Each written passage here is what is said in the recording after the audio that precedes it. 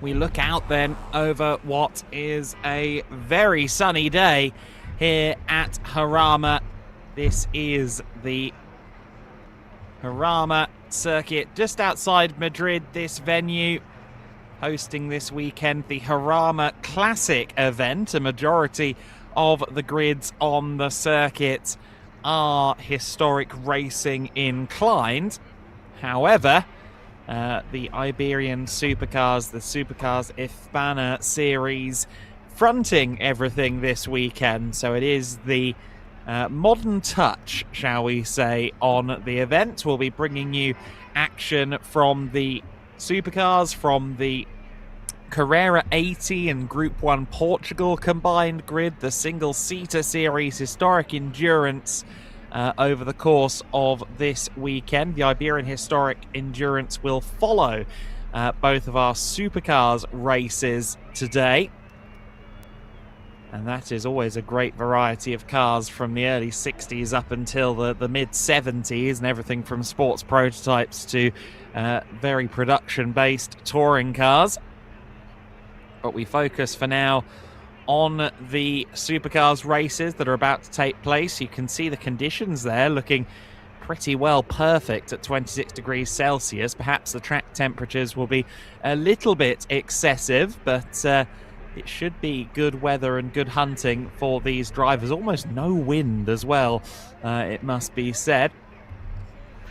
Now, it's worth noting that again, and as will be the case all season long, the Supercars with 4 races as opposed to the 2 that we saw here at Jarama last year. The TC and GTC divisions are running their own field, and then the GT4s have their own grid as well.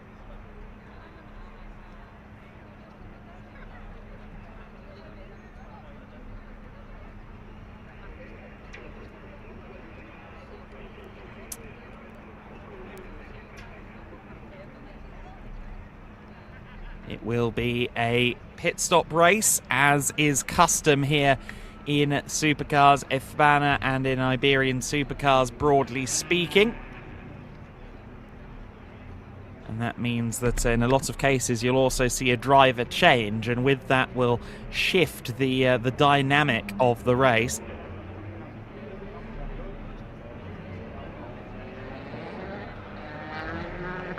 You see the cars exiting out onto the circuit. This is the TC and GTC division that will be up first here today. Good to see an influx of the BMW M2s, the new BMW M2 Racing Cup.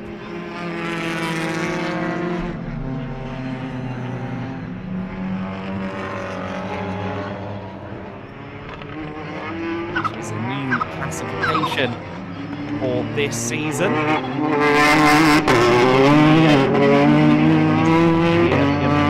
Up Iberia.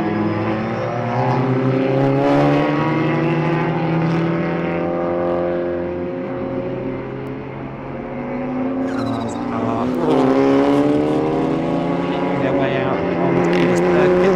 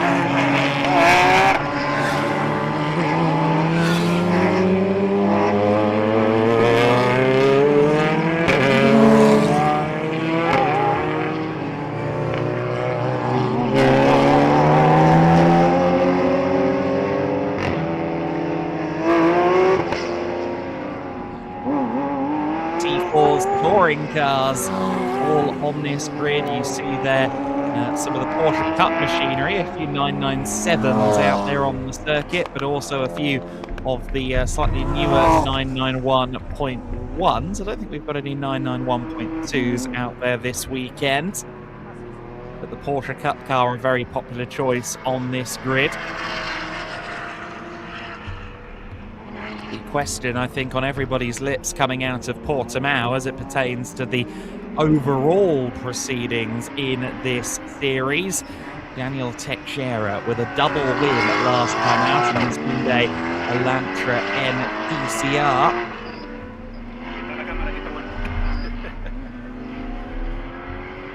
Can anybody beat him? On his day, he is quicker than just about anybody out there on course, but we'll see what happens. He was over a second clear in Quali 1.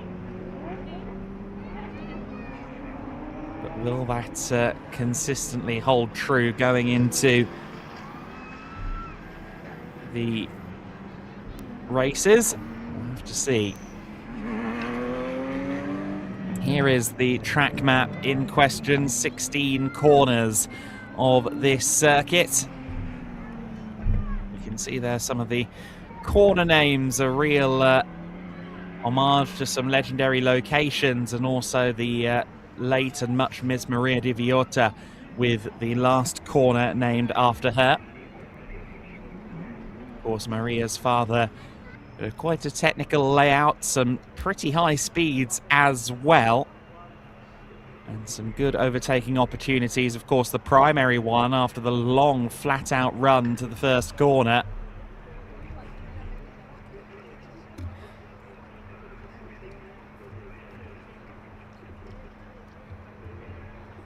Cars making their way onto the grid. You can see that breadth of shapes and exciting cars down there. Now, as we alluded to, Daniel Teixeira firmly at the sharp end of the series right now. There's a long way to go in this championship. Of course, well, multiple championships. Supercars de Hispana, Supercars Iberia, and the Campeonato Portugal Velocidade are the three kind of championships contained within this Iberian Supercars calendar. But it is Supercars Hispana and Supercars Hispana only that is represented here today.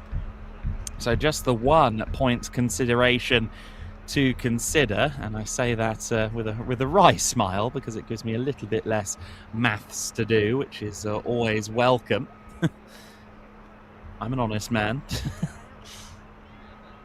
But of course, Supercars Hispana's season kicked off at the Algarve Racing Festival last month. Even though it is branded Hispana, we do cross the border over to what is one of the most exciting circuits in the continent, of course, in the form of the Autodromo Internacional do Algarve, otherwise known as Portimao. It's one thing I always love about these GTC grids is just the interesting mix of cars, and you can see there the Hyundai Elantra N joined by the Land GP Porsche 911, the 997 Cup with some Cup S bits on it. Effectively, there's of course the Lob Motorsport team, quite revered, quite famous here in the Iberian region. They do everything from circuit racing to hill climbs, as a great many teams do, and they prepare all manner of wonderful cars, Group A spec, Ford Sierras, Porsche Cup machinery, both modern and slightly older. And then they've got some fabulous DTM cars as well in their locker. Certainly a BMW E30, and if memory serves me correctly, also an ITC 1995-1996 spec Mercedes C-Class as well. Absolutely incredible stable of cars at Lob Motorsport, and great to see them with us this weekend. The Kia TCR has not been on circuit for 4 years, so this is a good return for them to have the car in the overall top 10. And Ferreira comes in with some experience of front-wheel drive saloon car racing, being from the world of Honda Civic spec racing here in Iberia, but certainly racing alongside these supercars and racing in a full-fat homologation car like the Kia Ceed TCR is going to be a big step forward for Ferreira today.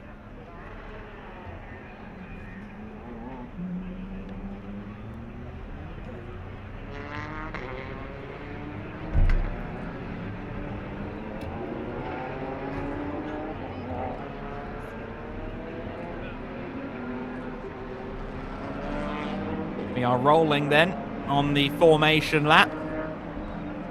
And again, you just get to see the breadth of shapes on this grid. One of the cars there from Breakel Racing, I believe, is one of the chassis that raced in the N24 a few weeks ago. So you've got some really interesting cars up and down the grid. Right, our grid, Daniel Teixeira set to start this one from pole position. He's joined by Angelo Suarez on the front row of the grid in that 997 Cup. It's hit on it. Antonio Almeida set to take the start in the Vignetta, joined by Angel Santos in the Checo by old machine. That should be a contender in this race. Rui Morita lining up 5th on the grid. He is joined by Ramiro Garcia Pumarino. 7th place is Alba Vasquez on the Chefo Sport Ligier, lining up in 7th alongside Andre Ferreira in the returning Lob Motorsport Kia. Gianfranco Motorsport's Rodrigo Perez for GTX class in 4th place in that class, 9th overall. He lines up alongside Maximio Varela in the Chefo Sport by Petrogol Ligier.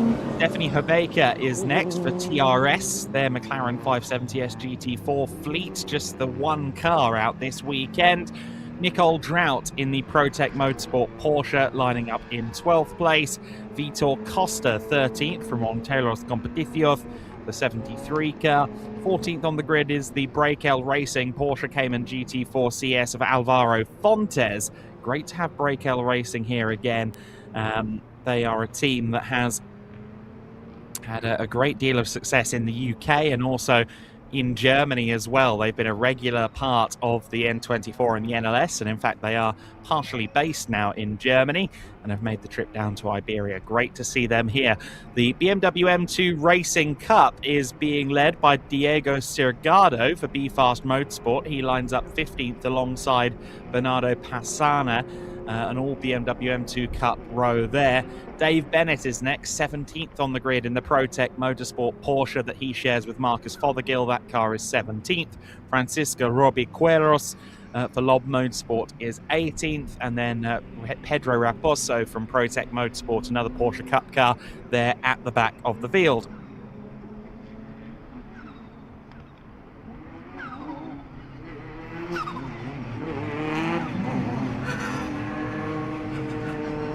Cars roll then down towards the first corner. We are about to go racing for 50 minutes. A pit stop window from minute 20 through to minute 30. The red lights have gone out. We are racing. It looks like Teixeira has got the best start of anybody, perhaps to no surprise based on the form book. Looked like Andre Ferreira got a decent start in the other TC Plus entry, the Kia Ceed that runs in the TC Plus class along with the leader Teixeira. It is Teixeira that leads. Then it's the first of the Cup class cars before Bangla Lanchares ahead of the first GTX machine of Antonio Almeida. A reminder that the Cup and GTX classes are the ones where the GTs come from, as we saw there. Angel Lanchares getting a little bit loose there, coming out of turn number 4. While the Cup and GTX classes are separately scored, they are also combined into the GTC classification. So it does matter that that Porsche stays ahead of that Ligier as the race goes on.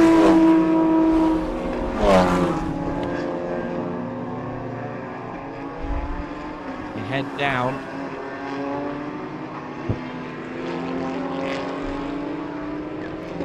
once again here at this sweeping section of the circuit. There are so many fairly quick corners here interspersed among some of the more technical sections. The circuit is what one might call a mixed bag.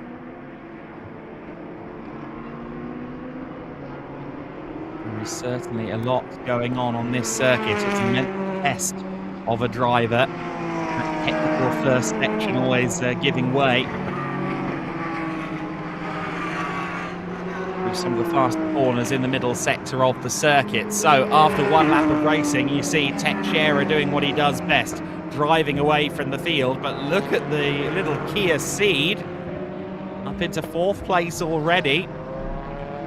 Oh, but Angel Anchares looks like he has a problem. That looked like a car that was struggling to find a gear to me, and he's off track after just one full lap of racing. Anchares off the circuit. I think he was struggling to find a gear. See the car shuddering as he tried to get the power down. And what about Andre Ferreira there? Right with him. Now let's listen. Playing that exhaust as well. There seems to be more terminal even than the gearbox. Usually it's smoke rather than fire where it's a full-on engine issue, but whatever the problem is, I hope that it's not sufficient enough that Porsche isn't going to be back out this weekend. This is the home event, the Land GP racing here in Jarama, and that car one of the more spectacular on the grid, so I do hope we see it back out. But Teixeira building an advantage at the front. He was 6 seconds clear at the previous sector split already. That is sensational. Then it's Angel Santos leading now among the GTX cars in the overall GTC division. He's being pursued by Andre Ferreira in another TCR car running in the TC Plus division and running 3rd overall. I think Rui Morita may soon be on the back of Antonio Almeida. You see them running 4th and 5th. And behind them is the sister Land GP car. That's the other Land GP entry for Ramiro Garcia Pumarino.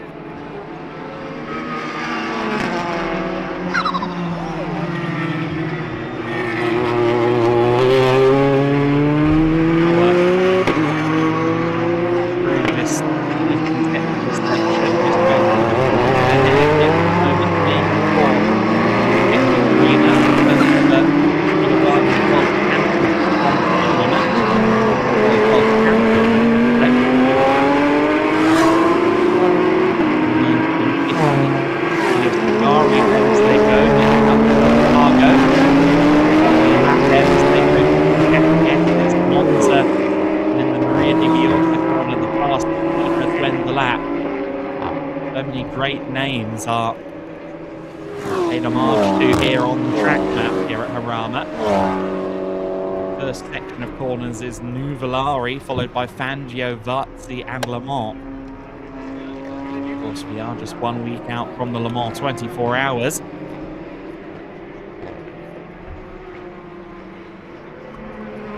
Well, I'm sure a lot of our drivers will be watching that with interest.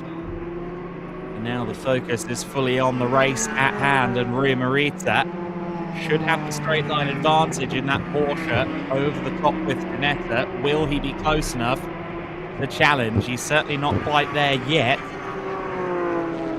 Well, you can see the Porsche visually closing in on the Ginetta as they run towards the first turn.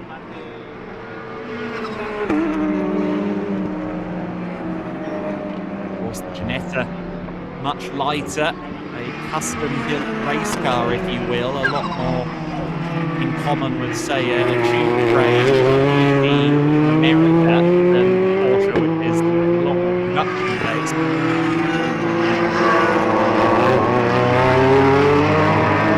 First that make its way a little clear once again of Porsche, but Rui Morita is push on, and about him. BMW M2 Cup battle is been overtaken now by Bennett. There at the first PM2. That's being driven by Spigado.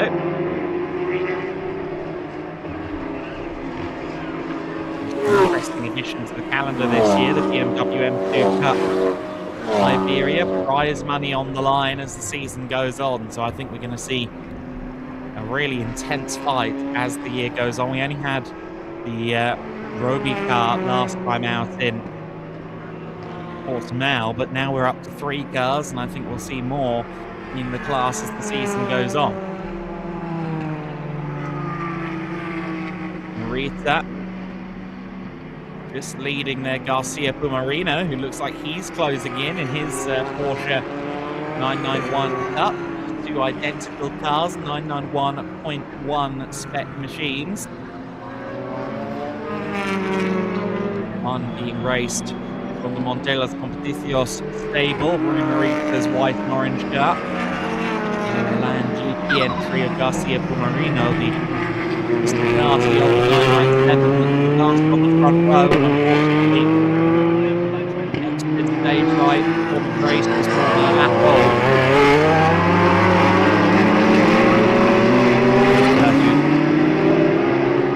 Left the event in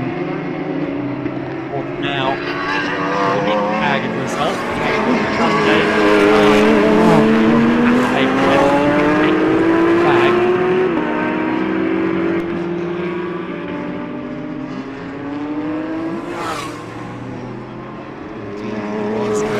Overall, on Sunday, the opening weekend of Supercars 2026. Too far back from Jarama in the end, focusing primarily on the GTC battle, the GTX battle.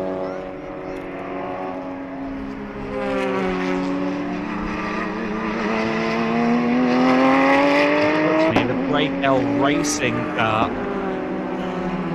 has made its way in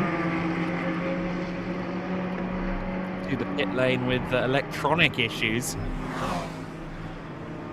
So that car that was running in the N24 just a few weeks ago is unfortunately back in the garage for now.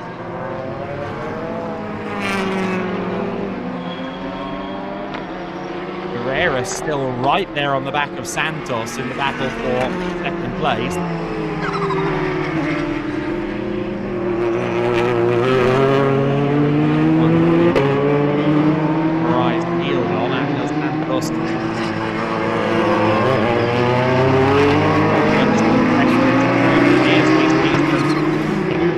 Further back, was that was Maximo Guerrera?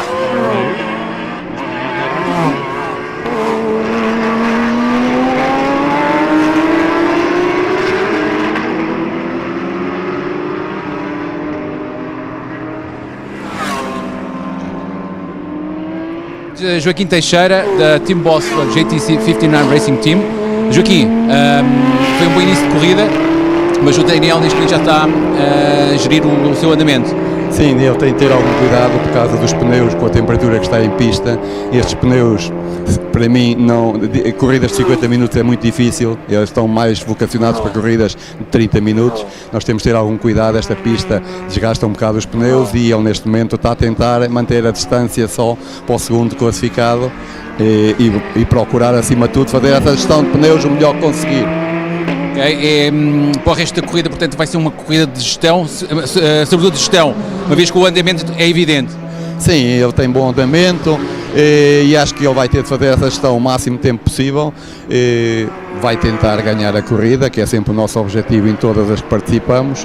Ele começou com um ritmo muito mais forte no início para ver se cavava alguma distância para o segundo classificado, conseguiu. Agora, com as informações que vai tendo, vai procurar essa gestão e se tudo correr bem, se nós não tivermos percalços, se os pneus aguentarem, nós estamos convictos que podemos ganhar mais esta corrida também. Muito bem, muito obrigado. So Joaquim told us that Daniel is managing his tires because this circuit and the temperatures are very high, so he has to manage the tires. he gave in the beginning. He was really fast to build up a good gap, but now he's managing the tires, and that's his main concern for the rest of the race. So back to studio.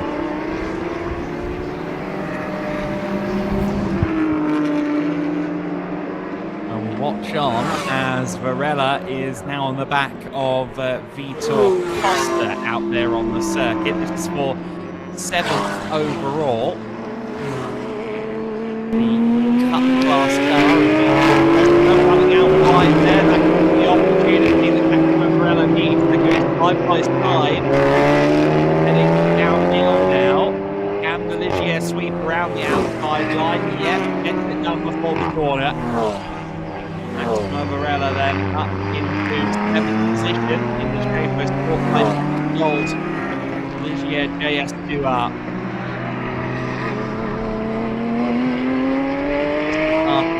Runs second and linked to the DTC class, of course, and that was a bit of a look to the inside there from Stephanie Baker. Rodrigo Perez just ahead of her for 9th and 10th position this battle. And lurking just behind them is Nicole Drought in the Protec Motorsport Cayman. Leading in the GTX AM category, this one GTX AM entry this weekend. Black Cayman side there, having a little look at the Baker. Round 2 will share with Lucas Fothergill, the son of Marcus Fothergill. Father and son will both be out there on the circuit. The 2nd place this race begins.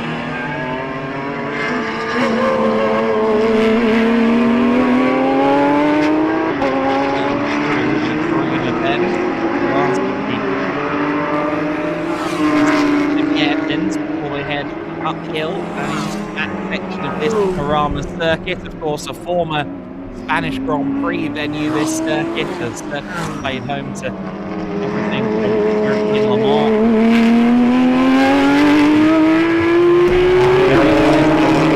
Our racing in the 80s and 90s as well.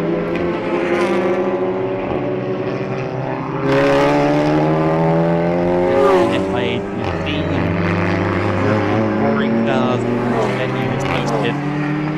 just about everything over the years. He's made a great addition to the Supercars oeuvre in recent years. There is Daniel Teixeira, who has stabilised that gap, and we heard there from the team boss just conserving these tyres as the race goes on. We've had a change there for 3rd place because Ramiro Garcia Pumarina has gotten past Andre Ferreira, so in the last few laps, Ramiro has gotten past both Pumarina and Andre Ferreira, so he's moved up to 3rd out there on the circuit in the Land GP machine.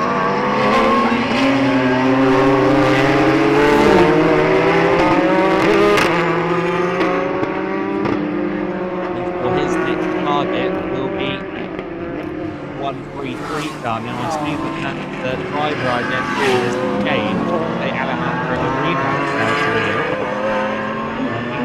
And wasn't taking the car over later on in actuality.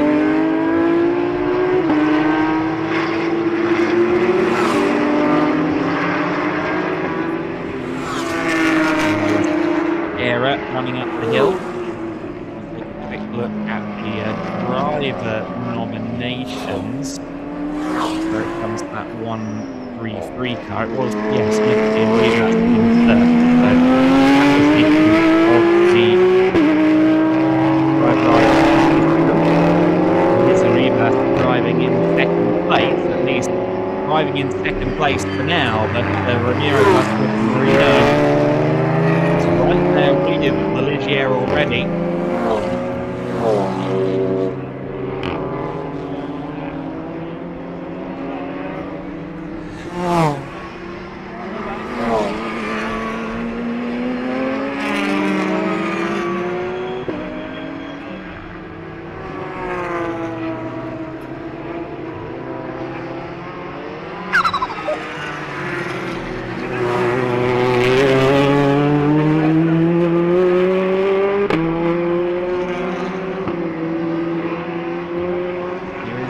BMW M2 Cutback event, the new BMW M2 Racing. These cars being run by Fast Motorsport Diego SUPERCARS leading Sana out there on track right now. Actually ahead of Almeida. Almeida has had a problem because he's running down in 15th place now. Almeida may have missed the pit off camera. Yes, you can see Almeida back there.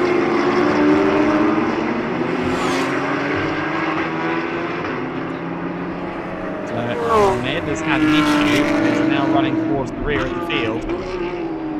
It's certainly not ideal for a car that we expected to be a front runner. We have unfortunately lost a couple of with Motorsport cars. I understand they're having some issues with part portions. We can accept the liter engine in FG55 machines. A very commonly used engine. But I think with that, there's kind of scarcity of parts, particularly as I think that the latest generation of the same unit is actually 3.5 with some slightly different architecture, so it's not the easiest thing to source parts for anymore. Hopefully we see the Copwith fleet back up to full strength in the near future.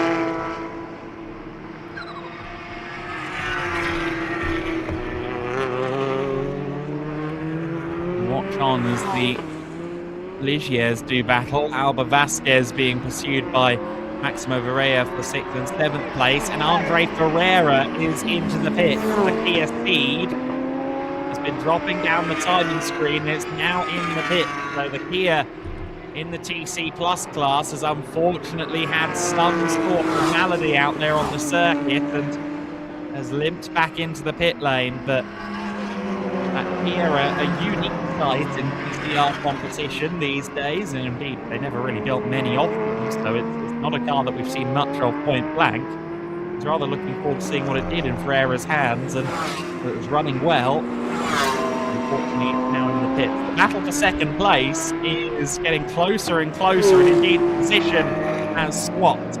So Land GT Racing for Ramiro Garcia Marino.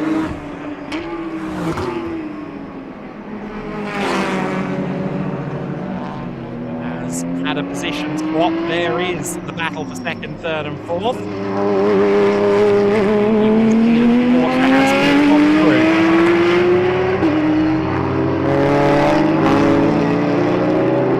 Now there may be another Porsche coming by because Alejandro Rivas is under pressure from Marita. Marita with the straight line speed advantage, and I think Alejandro Rivas recognizing it.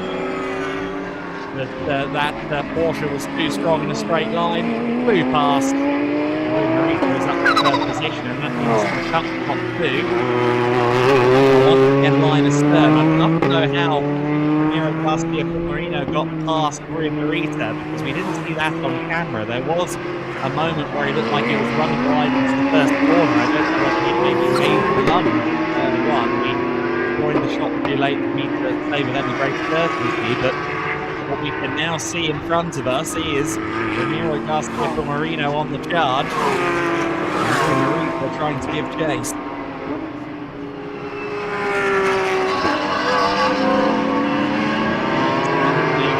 Downstairs, but Andre Ferreira's here. The alternator problem. So alternator issues on the Kia Ceed. First race appearance in 4 years. Hopefully we get to see it again in race number 2 at the weekend.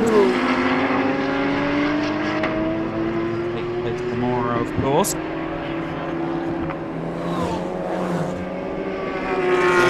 Second, third and fourth place battle. I don't think Alejandro Rivas has any answer for the Porsche drivers right now. Ramiro Garcia Marino actually making one round the overall leader. Teixeira is in. Teixeira, the first opportunity, has come into the pit lane.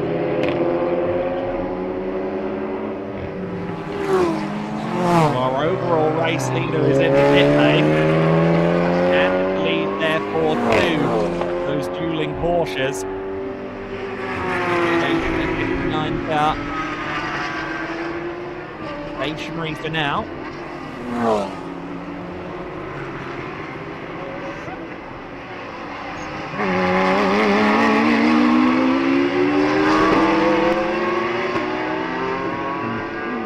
Discussion there between Teixeira and the team. Teixeira will have a long stop, of course, owing to his successes earlier in the season at Portimao. So it's quite possible here that he has to rejoin behind Ramiro Garcia Pumarino. Pumarino, I think, will have the same pit stop handicap. Won't affect that interval.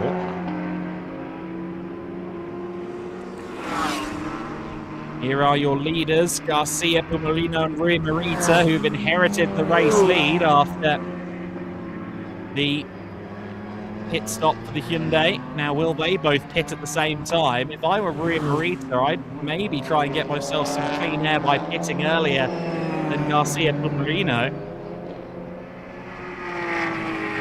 Morita often seems to take a couple of laps to really wind up at the start of the race, and we see the race come to him as it goes on. Meanwhile, Alejandro Ribas into the pits.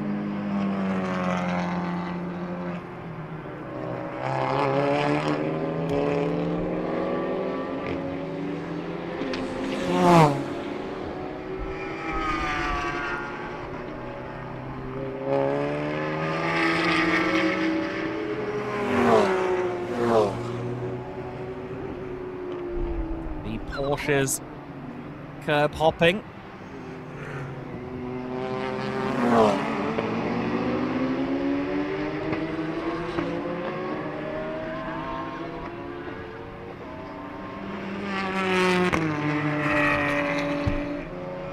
Under the bridge they go. Of course, these cars all running this year on Hankook rubber for the first time in the Supercars GTC and TC division, and that presents a new challenge as well. Only so much of the data from last year is still relevant effectively.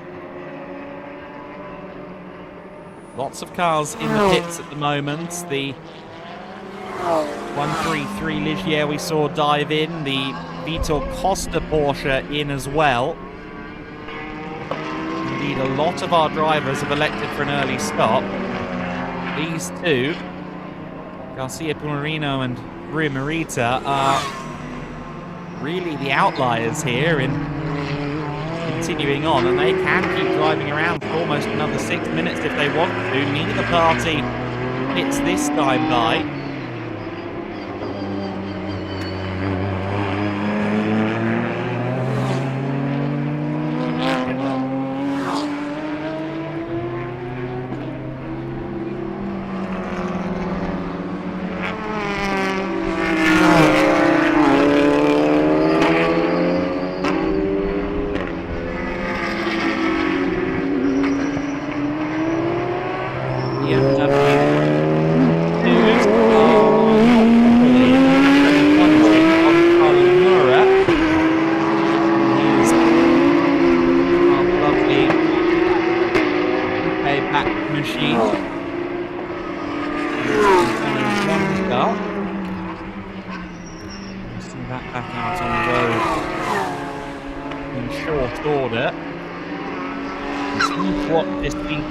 Rui Morita really keeping Pumarino busy here. Now their lap pace is a low 1 minute 40 or a high 1 minute 43, 43.943 last time for Garcia Pumarino, 43.821 for Rui Morita. Keep an eye on the second split Daniel Teixeira, because especially in the case of Garcia Pumarino, who I don't think has any hit handicap to consider, he may come back out as the race leader here.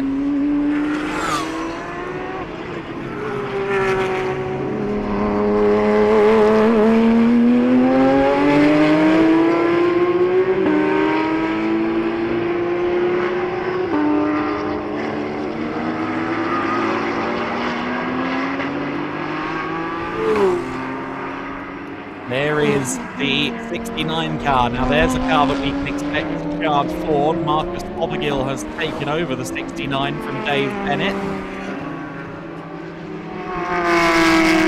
The black and red Porsche 991.1. Bennett looked like he was struggling a bit out there, but I get the impression that Fothergill is on the pace. It was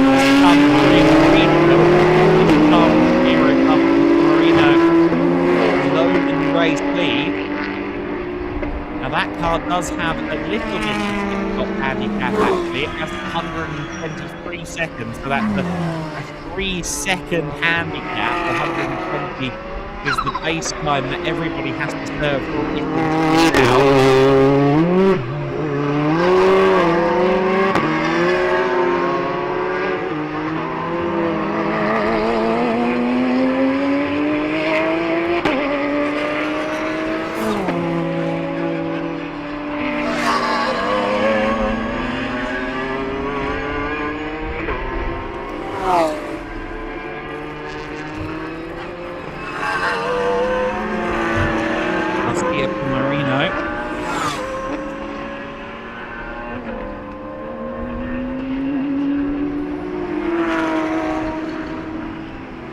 His way around the final turn.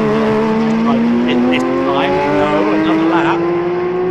You only do one more, and then he has to make his pit stop. But still, with that 7 seconds buffer, I do wonder whether he'll come out relative to the Hyundai that was leading prior to the pit cycle. All that said, Teixeira is actually lapping quicker than this Porsche out on circuit. Also going very quickly, the 111 Ligier, Gabriel Capoilo.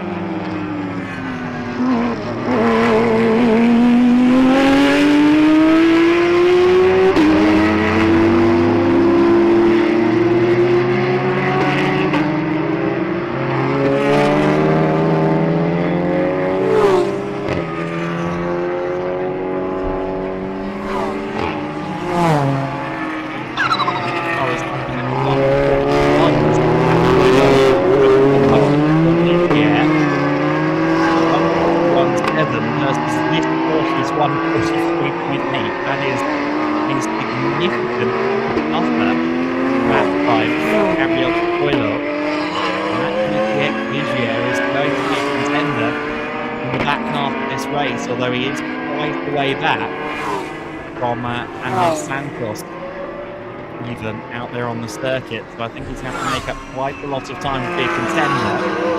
Just over 20 minutes left to go in this race. Ramiro Garcia Marino has to pit this time by, at least with the stop illegal. We'll keep an eye on the timing screen to see whether that's okay. Good. Is it pit on this occasion? With bated breath to see confirmation the car has come into the pit.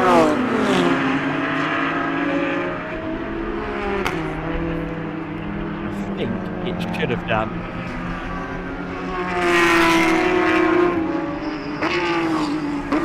Again, I'm not seeing any confirmation of the car in yet. Ah, there it is. Okay.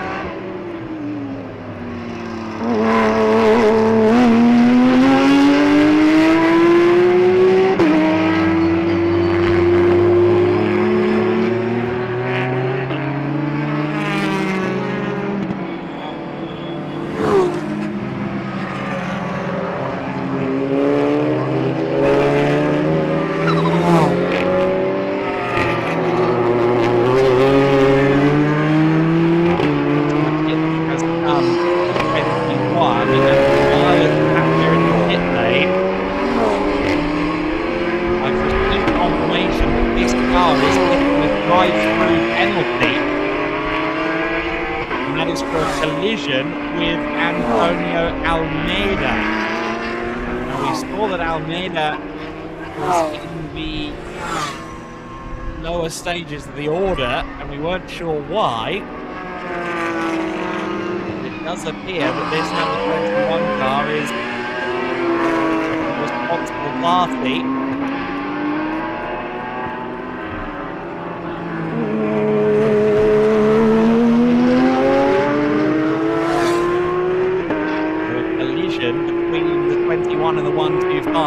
will be a drive-through penalty for Ramiro Garcia Pumarino. That will, for any hope he had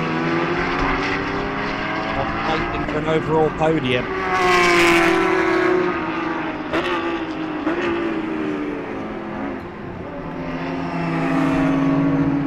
Marino now back out on the circuit, and I believe that Teixeira has assumed the race lead once again.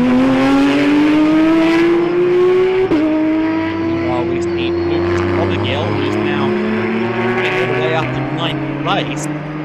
Fairly strong. First phase of his stint. There is the top two together on the circuit. So there's the Hyundai. Behind him is the Porsche of Garcia Pumarino, and that's a real shame.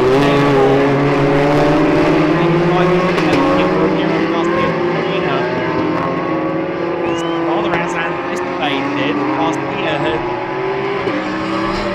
bumped that gap up between himself and the Hyundai, but now he's got a drive-through penalty. Santos is not far back as well. We just saw him through shot from Malaysia. That's the car running third overall.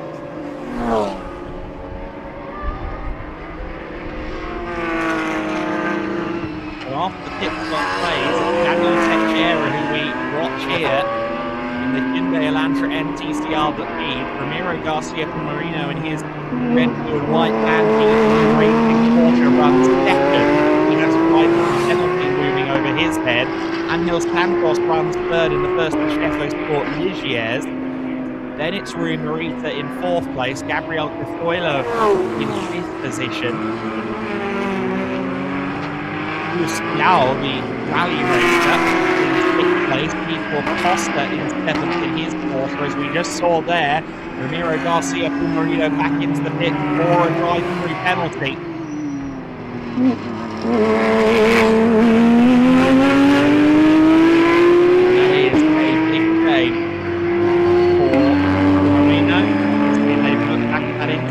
That he was at fault, so well, it is a shame. It is justice for whatever happened between himself and Almeida out there on the circuit. Got the Vitor Costa instead in the top 10. So far there is a DRS Arab. Fothergill runs 9th in the Protect Porsche Cayman, and another Cayman Alfaldo appeared in that car out there on the road.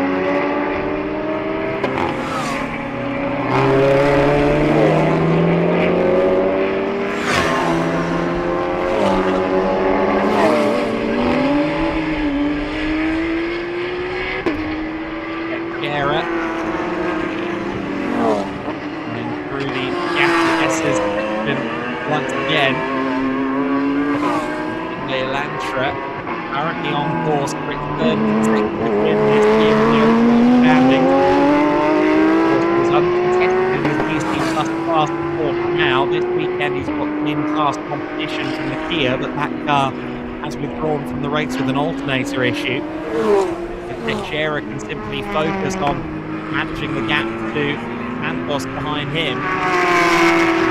If I were Teixeira, I would maybe not be worried about Santos. I'd be more worried about Gabriel Cafoilo, who's lapping over a second quicker than Teixeira. And the replay here of 22, that's versus Yao, the rally driver, well, I hate to say it, living up to his pedigree and racing record.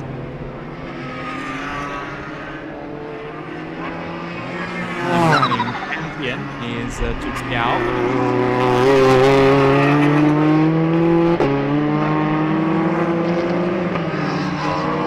Era leading by 5.3 seconds over Angel Santos.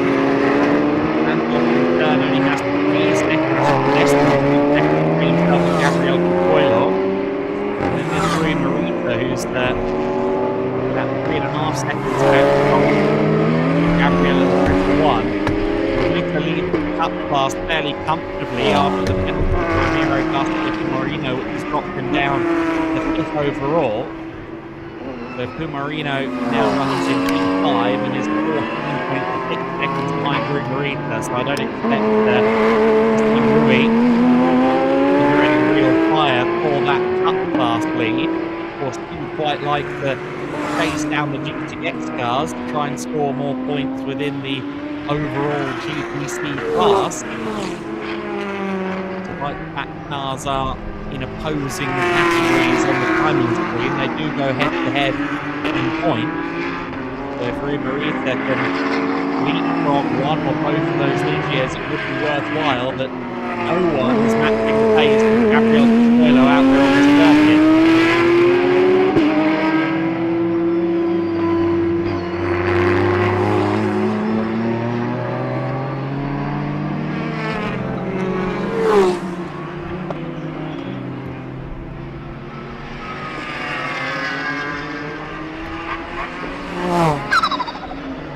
Here's the move. Queen, Coelho, and Santos, is it? Yes, that's the triple one on the outside, the 1-3-3. Sideways from both parties. Inside line for Coelho. The triple one car looks like he's gone past Angel Santos. Santos trying to hold on. The team will be willing for this one to be over quickly. So that Santos Coelho can potentially try and chase down the Teixeira, but right down there, little side by side, they've been side by side for half a lap at this point. As Coelho at the inside line as they now sweep downhill.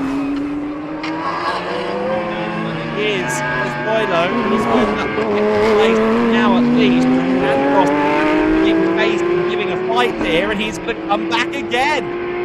What brilliant racing between the two Ligiers. Wheel banging there. The two Checo sport cars getting a little bit close for comfort.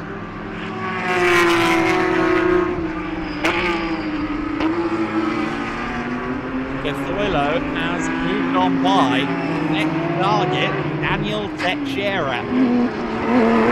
Doesn't really do it. His last lap was lower than that of Teixeira, courtesy of all of that racing with himself and Santos, and cost him time.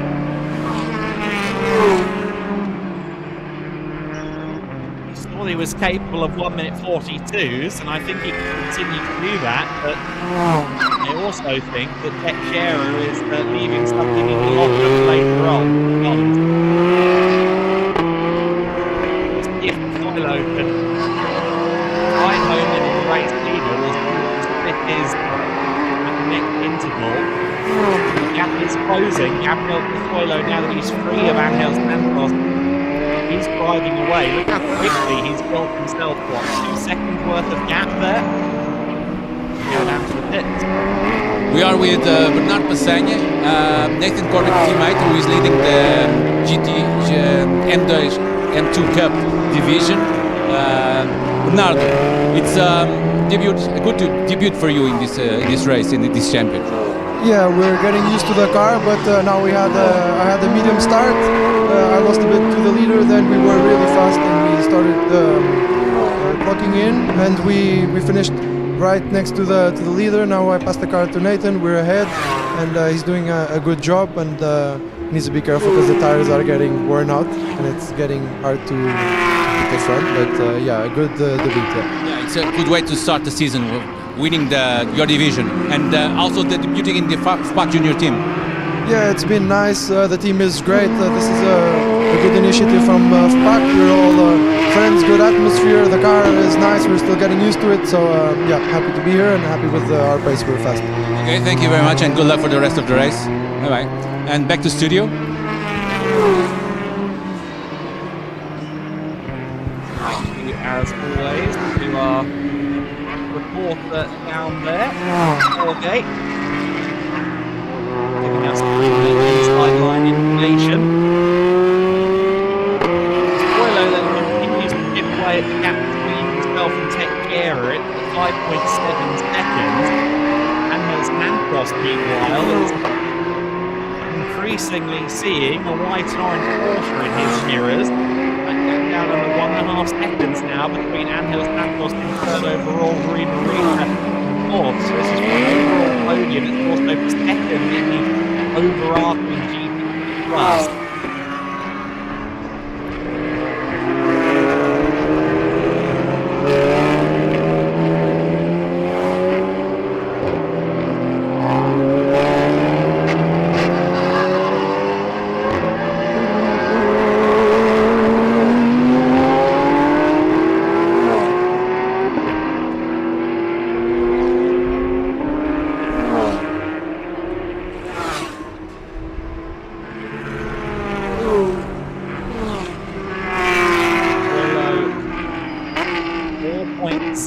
Seconds back from Teixeira. That continues to close in. Last lap for Teixeira was a 44.7. Last lap for Coelho was 42.4. And Coelho means business at the front of this middle now. Again, I think Teixeira might hold something back, but again, new tyres this year on the hang in this division, and that means that Hyundai Elantra's previous data might not be as useful, and maybe they are struggling with tyres. We've heard of tyres on that car immediately starting.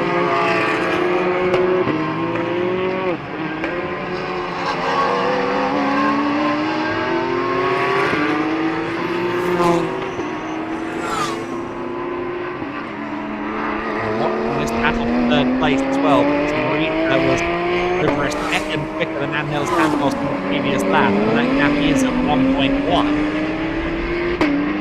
Another lap or so, and Marita will be right there with Santos. We also need to keep our eyes on the lead pair, because in the first sector alone, it's changed. It's already changed.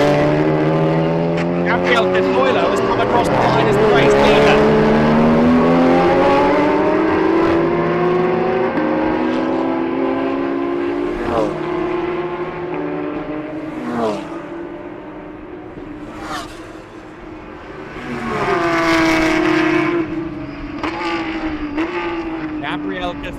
The 111 car is the new leader of this race, and there's Daniel Teixeira slowing. Teixeira has a problem. The Hyundai Elantra was leading this race has ducked into the pit lane. We just saw Rui Marita go past the Hyundai. The Hyundai Elantra is in the pits, and Daniel Teixeira, very least, has had to visit the pit lane with a problem. He may well be out of this race entirely, and that has handed victory here in the overall classification to Gabriel Coelho. Checo sport by Petrocol.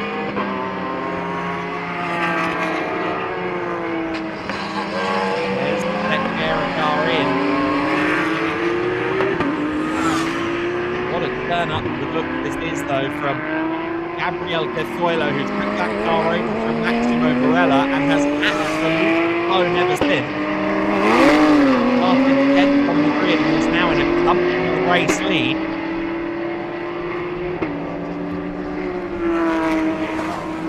I'll tell you who's kicking himself right now. That is Ramiro Garcia Molino. Remember, oh dear, okay. That flavor inclination. There's that much smoke. It's usually a problem.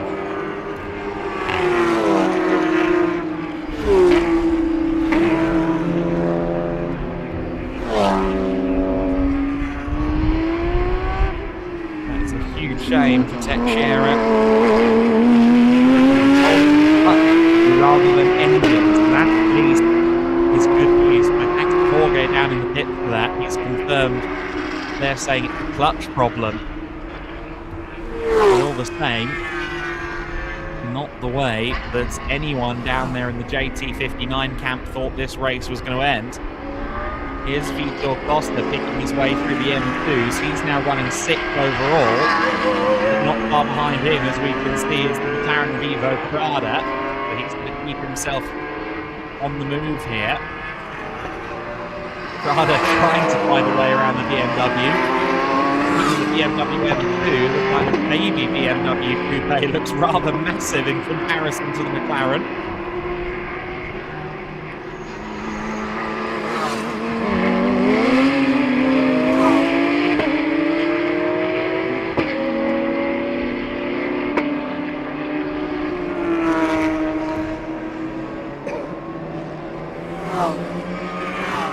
Front of the field, Cafoilo has disappeared, already the best part of 10 seconds clear at the front of the pack. He is performing quite a special drive.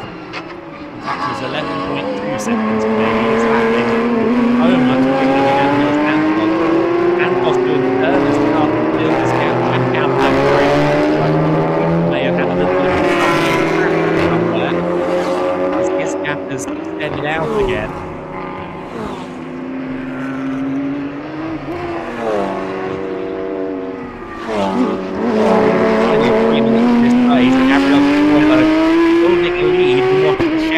Ligier 1-2, Angel Santos behind. Rui Marita third and leading the cup class at the moment. Nero Garcia Marino, after that drive-through penalty, will be seething in fourth position. Fusiao making it 3 Chefo Sport Ligiers in the top 5 in the 22. Victor Costa is next in 6th. We see on screen right now with Ivo Prada lurking in the background. Marcus Fothergill on the recovery drive. He's in 8th position out there, but unfortunately too far back to make any further progress. He's actually overtaken his son Lucas Fothergill over the course of this stint. Lucas running in P9. Rounding out the top 10 is Bruno Salgado. You see there Nathan Corbett leading the BMW M2 Cup order, but not by much, with Gonzalo Mora and Francisco Roby racing each other. Indeed, Roby is there on the bootlet of Gonzalo Mora for second and third in class after 48 minutes of racing, almost 49 minutes of racing. Top 3 in the BMW M2 Cup is split by 2.5 seconds. They've been having a good little battle.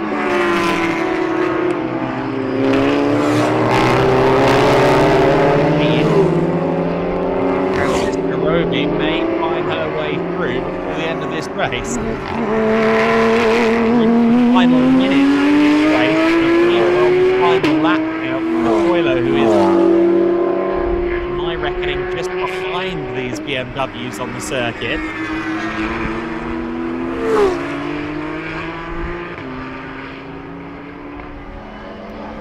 BMWs pressed on. Indeed, Gabriel Cafoilo just coming to the end of the first sector on what will be his final lap of this race. Across the curve goes our second place BMW driver Gonzalo Mora, feeling the pressure, I reckon, from Francisco Roby.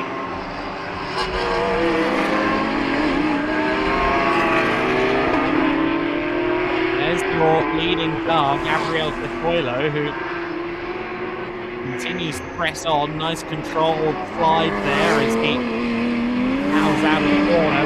Just clicked over 50 minutes of racing, so we are going to see the checkered flag this time live from Coilo.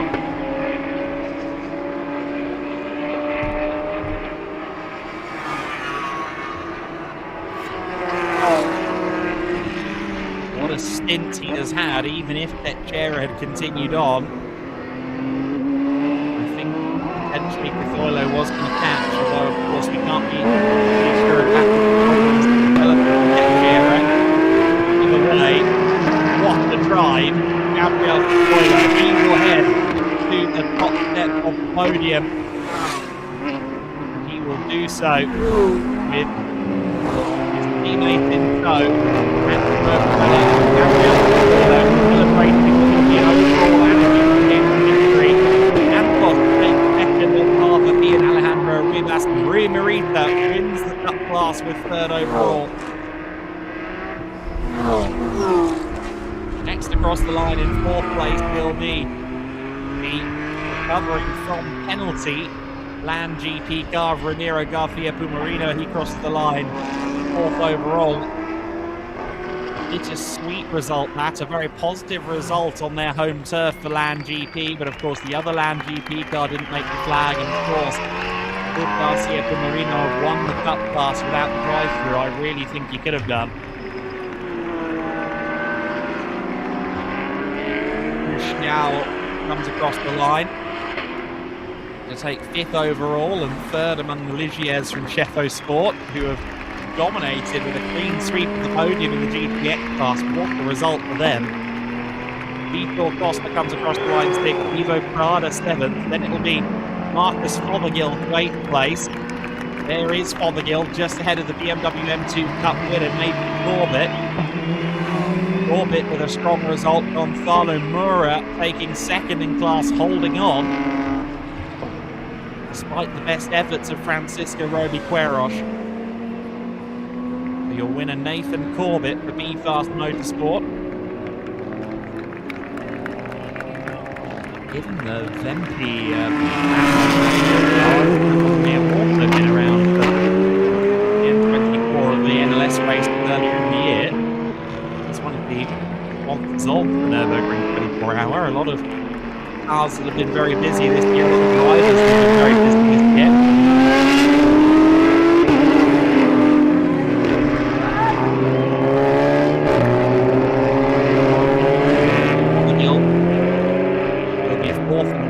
Then, with his finishing position. Everyone has now finished. Only 14 cars took the flag of 19 starters, unfortunately. We had a fair chunk of attrition in that race. Some of that may be down to the fairly high temperatures. We just saw there Gabriel Cathoilo blasting through the pit lane as our race winner. That will be a very happy team down at Chefo Sport. A 1-2 finish between the 111 and 133 crews, and then Xu Xiao with a 5th place finish. Here is your finishing order then. The 111, Cathoilo taking the race win on behalf of himself and his teammate Maximo Varela. Okay, very quickly through the order then.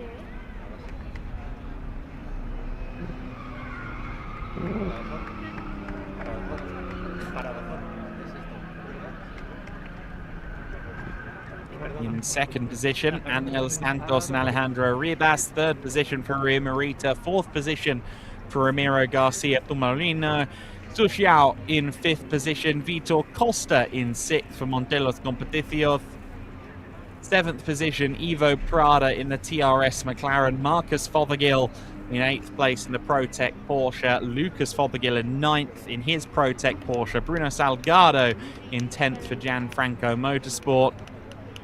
11th place to Craig Davis in the ProTech Porsche. Nathan Corbett winning the BMW M2 Cup order in 12th overall, with Gonzalo Mura and Francisco Roby rounding out that class order and also rounding out the finishing order as well. It was a solid first stint from the other driver in that 111 car, from Maximo Varela. He was slowly making his way up the top 10. But my goodness, Gabriel Cathoilo jumped in that car with a bit between his teeth and a fair lick of purpose in his demeanour. And he's come out of the race a comfortable race winner. One of the more dominant performances we've seen from a GTX car at the very least. We've seen Daniel Teixeira walk away with a few races, but it's not often that we've seen a GTX car winning by 17.5 seconds out there on the circuit. Cathoilo was staggingly impressive.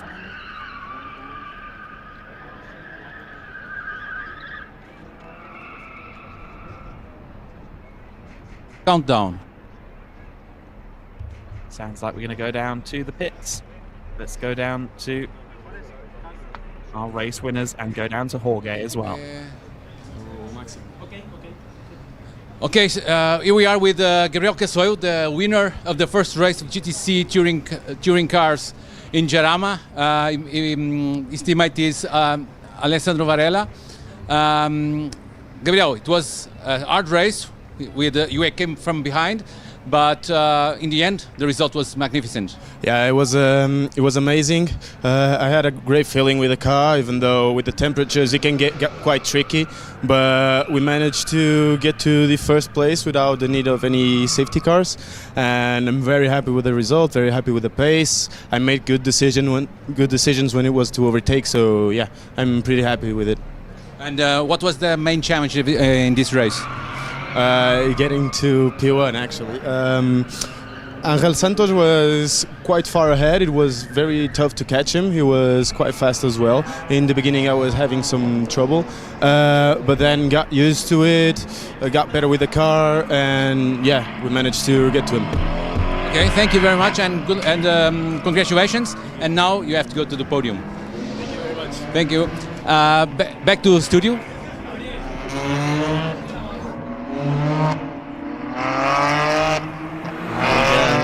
A deserving winner, if ever there was one, from the Sheffield Sport team.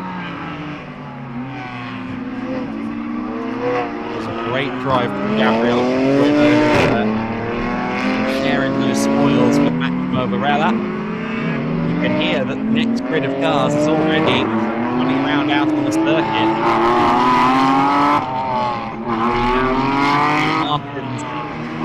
Let's start the GT4 race from pole position. Again, the GT4 grid looking very strong. 23 will take the start, but I don't think we'll see all of them.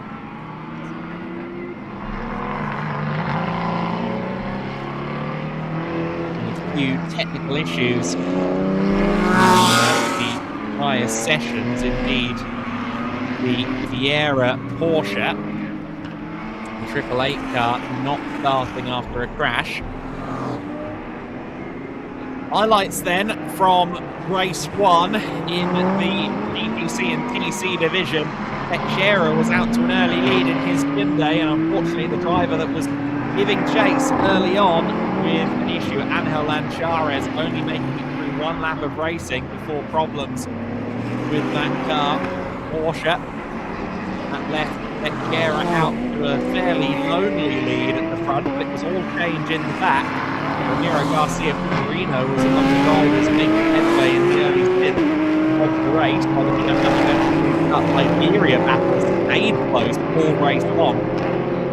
They were fighting it out for positions outside the overall top 10, but of course with their own considerations and classes to reckon with.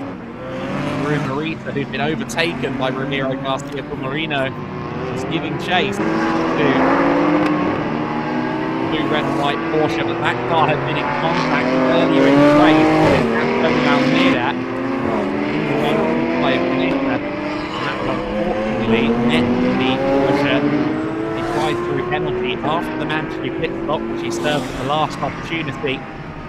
It was a drive-through, and that would hand the lead back to Teixeira. Teixeira, though, looked like he was struggling for pace. The opposite could be said of the driver of the 111 Ligier. Gabriel Despoilo tried to be out with Angel Santos for the second place, but they would be side by side for about half a lap of the Jarama circuit. It was an incredible battle. What the Sheffield Sport team probably enjoyed, albeit maybe got through slight fear. There would be a technical issue late in the race for Daniel Teixeira that would hand the race lead over to the 111.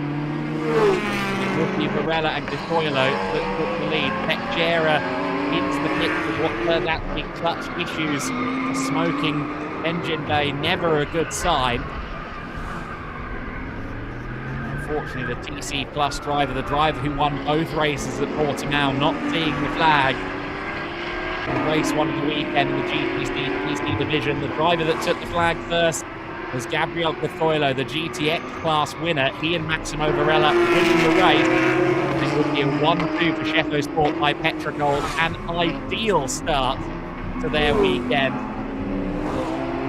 And I'm sure they will be celebrating plenty. A decent recovery drive to 4th overall for Land GP's Ramiro Garcia Pumarino, but he lost out to Rui Marita in the Cup division. So with that little look into the Cup race, we now switch focus to the GT4s. I thought we were already doing so, my apologies. But again, 23 cars set to take the start. Matthew Martins, Francisco Mora, Cesar Mercado and Raul Zanzar in our top 4 on the grid for this race. That is a stacked quartet of drivers. I think we're going to be interesting. We're going to see a very interesting race unfold here. Esta es una carrera importante para vosotros, corriendo aquí en casa. La verdad que sí, muy importante. Después del ritmo que demostramos en Portimao, pues no nos fue posible demostrar dónde estamos finalmente en el podium, pero aquí en casa tenemos a familia, sponsors y amigos viéndonos, así que es la carrera más importante del año. Muy bien, y para esta carrera, ¿cuál crees que será tu gran desafío para la hora de los 50 minutos de carrera? Bueno, pues principalmente el tráfico, ¿no? Jarama es estrecho, somos muchos coches y sobrevivir sin incidentes va a ser importante, así que llegar al final de la carrera con el coche intacto. Ok, gracias y suerte. So, Borja Garcia, Hector teammate, was telling us that one of the challenges for the race will be the traffic. And they are racing at home in front of their friends and family, so they want to have a good result. The result that they didn't get in Portimao, although they get good rhythm in Portimao. So back to studio.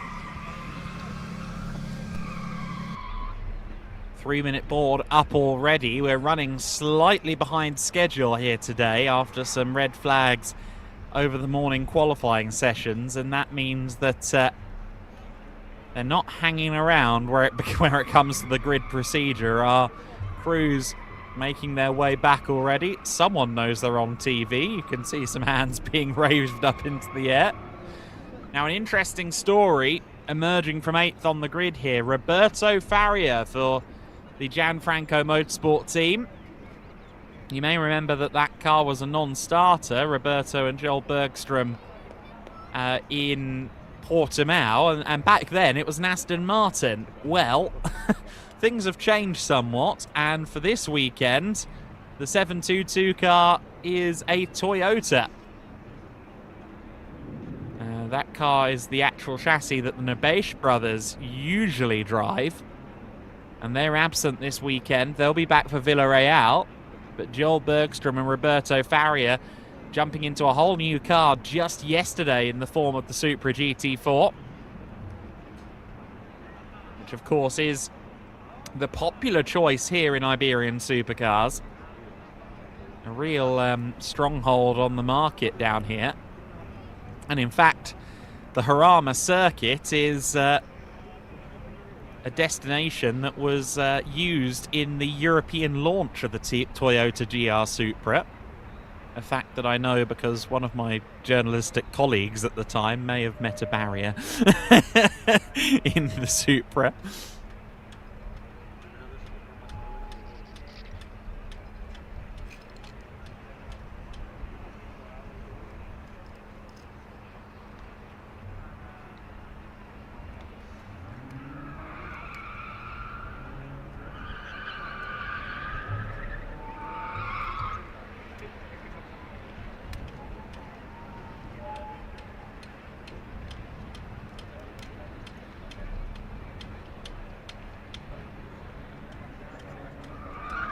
And then you see the last of the grid making way, and also an indicator of just how close we are to Madrid Airport. It is really just a few kilometers away.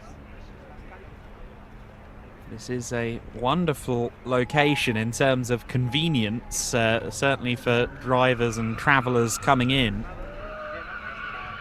It is one of the better connected circuits in Spain. Spain has a spoil of riches really when it comes to fabulous racing circuits, but venues such as Aragon or Navarra don't quite have that connectivity that we see here at Jarama.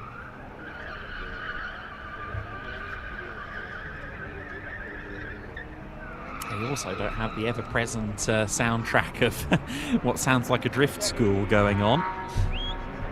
Matthew Martins then will start this race from pole position as we head on to the formation lap. Rakar Motorsports number 77, Aston Martin. Francisco Mora in the Toyota Gazoo Racing Catano Portugal machine, starting from second. Third place, Cesar Machado.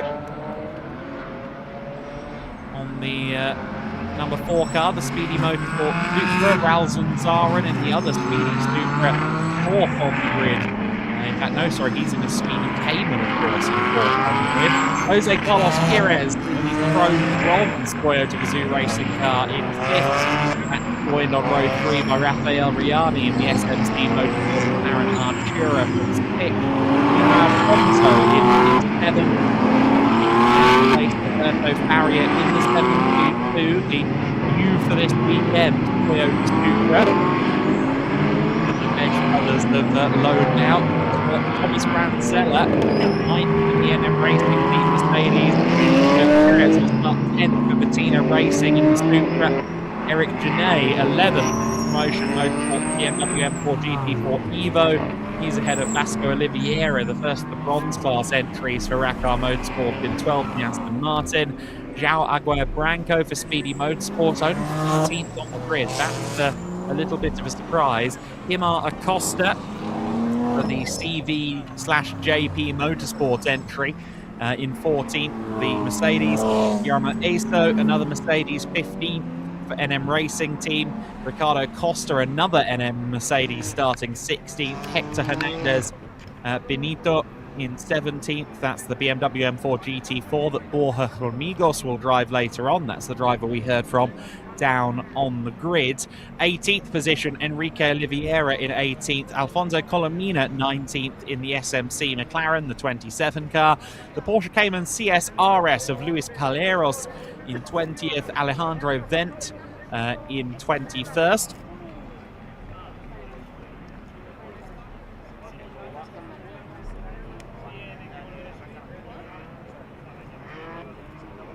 '22nd, JM Smurg for Promotion Motorsport.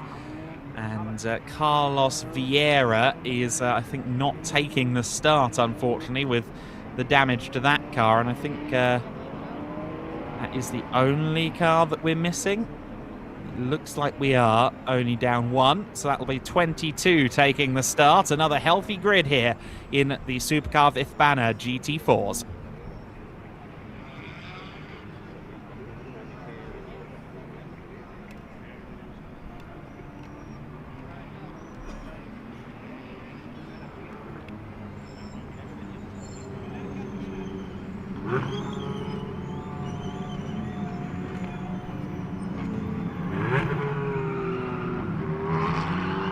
Cars roll then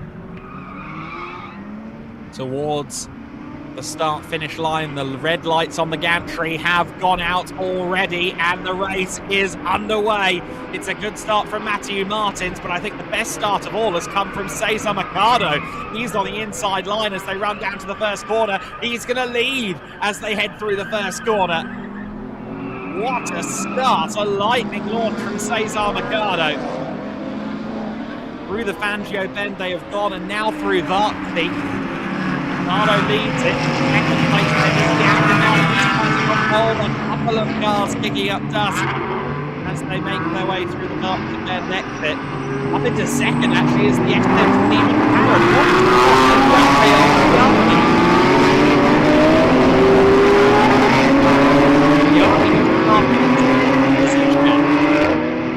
and is up to second, and Machado, who started in 4th, is up to the lead.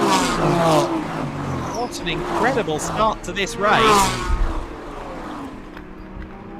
The 2 GR Supras running 3rd and 4th place, and then the pole sitter is down in 5th. Matthew Martins has had a nightmare opening stanza of this race.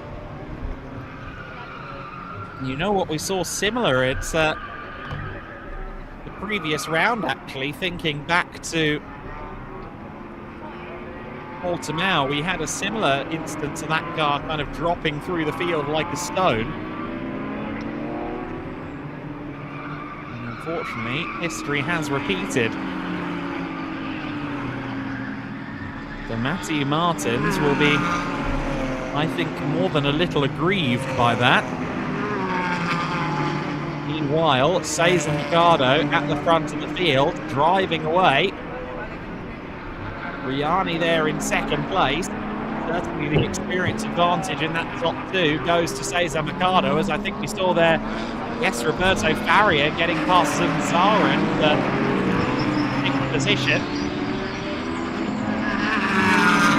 Faria, who again is brand new to Toyota Supra, and the young Brazilian underclass not having any issue bringing that car's neck.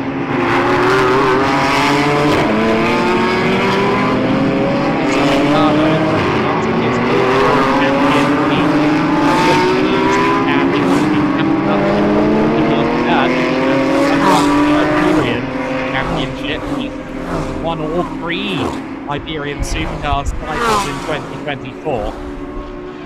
So Mercado at the front with a huge history. Rafael Riani, meanwhile, a great deal newer to racing, having graduated from karts. Has done a bit of Caterham racing before this year, but started to move into GTs in the GT4 Winter Series down here in Iberia at the start of the year. And after pairing in a 570S GT4 in that series, he's now in the Artura, the current model. He and Luis Aguirre had a second place finish at Portimao in the opening race of the year. Two karting friends now stepping up the GTs together, and they'd love to match that second place again, but actually Riani was slightly quicker on the previous tour than Cesar Mercado, so never mind second place, they're going for a win.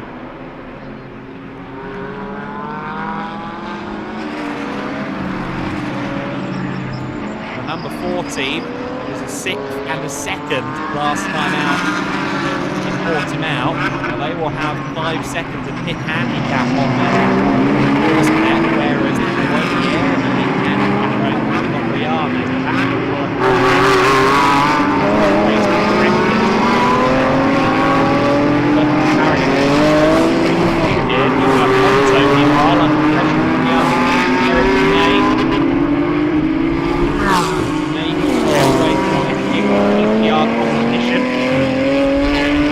Last year's PCR Spain and was the race winner in PCR Europe as well. Of course, the son of ex-World Touring Car racer Sayat Hordigene. It's all about tin top racing, it's hereditary.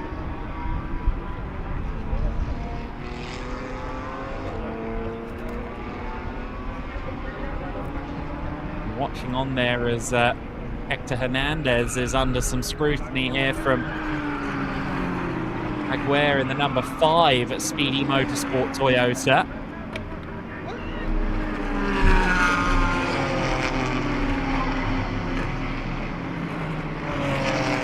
Riani definitely looks like he's giving grief here to the leading Supra. And what about Matthew Martins? He's managed to get himself all the way back up into 3rd place, so he's moved from 5th to 3rd already, and now he's on the back of the McLaren.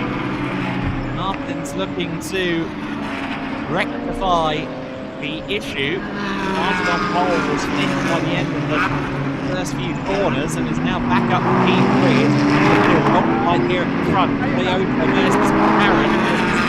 Martin being backed up.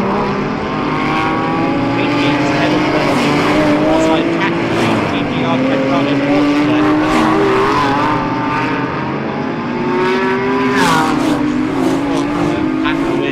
Here at the front, Aston Martins looks like the danger vessel right now.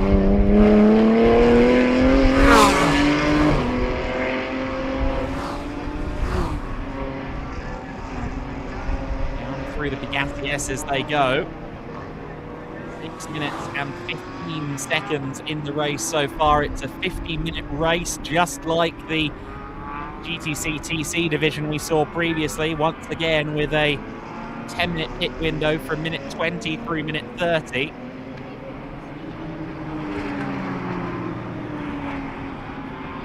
I know that Matthew Martins hasn't exactly had a lot of seat time so far this weekend. He's been more focused on allowing Anton Morsing the opportunity to get to grips with Ricard Aston Martin. Oh, and Riani to the inside for the race lead. Has he got it stopped? Yes, he has. He's got the car powered out of the turn. It's a new leader. It's SMC Motorsport. Emilio Di Biota, I think, is here in the paddock, and he will be smiling at that. Riani leading then from Mercado second, from Martins, from Mora, your top four. Mora is closing in on Campbell. Another look here. Fairly straightforward.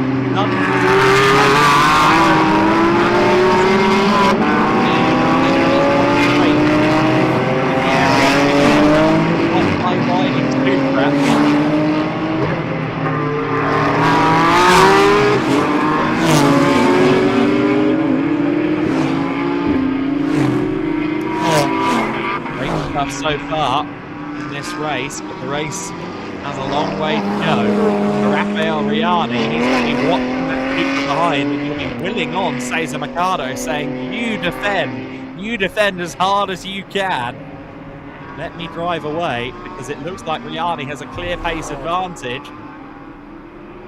And if Mercado makes life difficult for Martins, for Mora, then that's all a net positive for the hopes of SMC Barcelona and their young duo, less than 40 years on this earth between them. They would love to sit atop the podium here at Jarama, such a historic venue.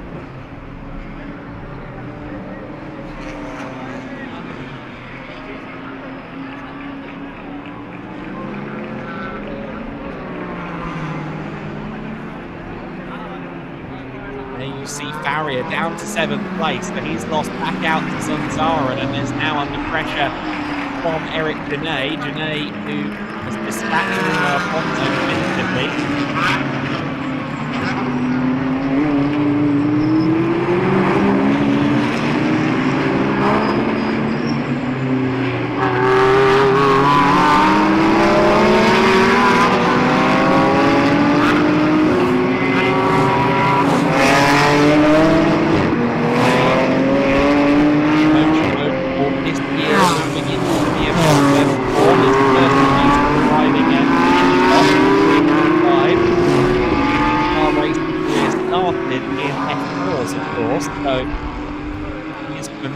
With driving a rear-wheel drive machine, BMW M4, definitely known by some drivers as a bit of a bus, giving it a rather significant footprint compared to most other GT4 cars. It'll certainly make a different driving challenge than what he's used to.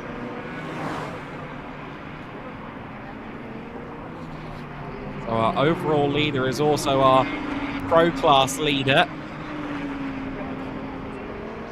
That being Rafael Riani, but Matthew Martins, who's now gotten past Cesar Mercado. I don't think we saw that on screen. And not only is he past Cesar Mercado, he's taken the gap down from over a second to just 3/10. Matthew Martins is on the hunt.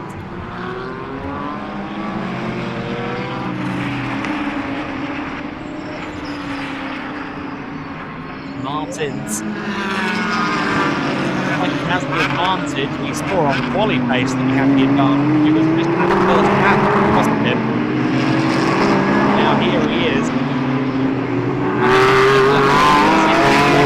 Now very light here against the army. This is stability inside Ferrari Ben. Oh, Riani asking a bit too much there on turning.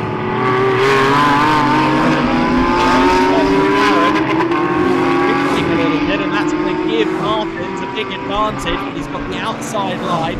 Is he going to hold on around the outside? Yes, he does. But now through the DRCSs, they're still together.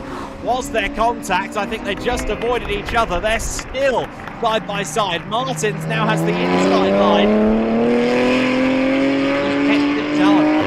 Matthew Martins has gone from P5 to P1 in about 10 minutes of racing.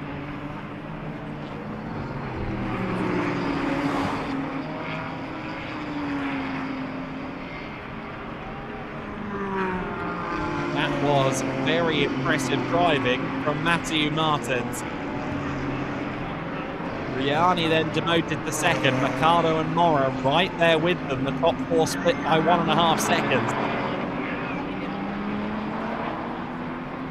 And it's Jose Carlos Perez in 5th position. Oh, and Roberto Faria runs it out wide. That gives Eric Genet 7th position. Marius Cupra just lost too much of ABS position, I think, there. And too late to break the point blank.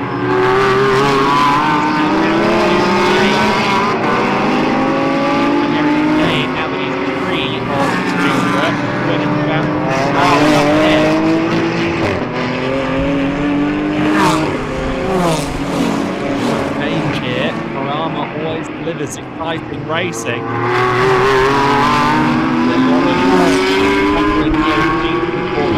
Where the grid is so closely mapped. So the overall leader, Matthew Martins, also leads in the Pro Division. Our 5th place runner, Jose Carlos Perez, in the Pro Bronze. He's running 5th overall and leading in Pro Bronze for Word Kazoo Racing Caetano Portugal. Afonso runs in 9th overall. He's 2nd in that class.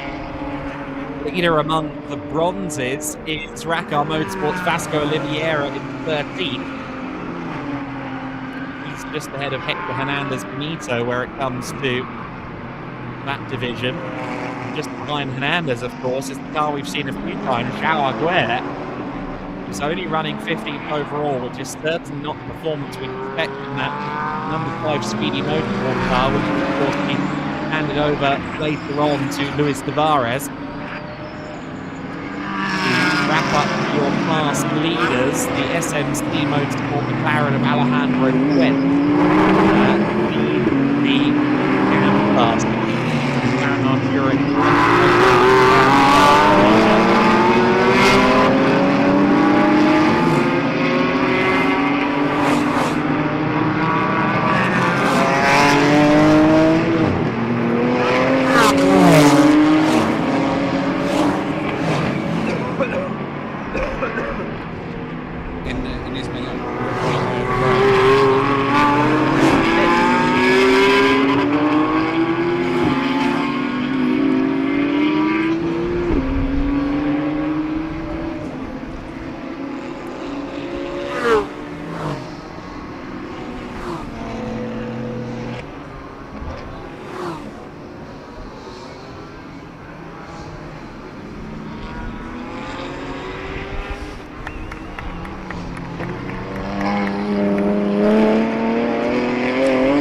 So here we are with Jan Duran, the driver who is doing in the BMW M4 from BMW España Motorsport.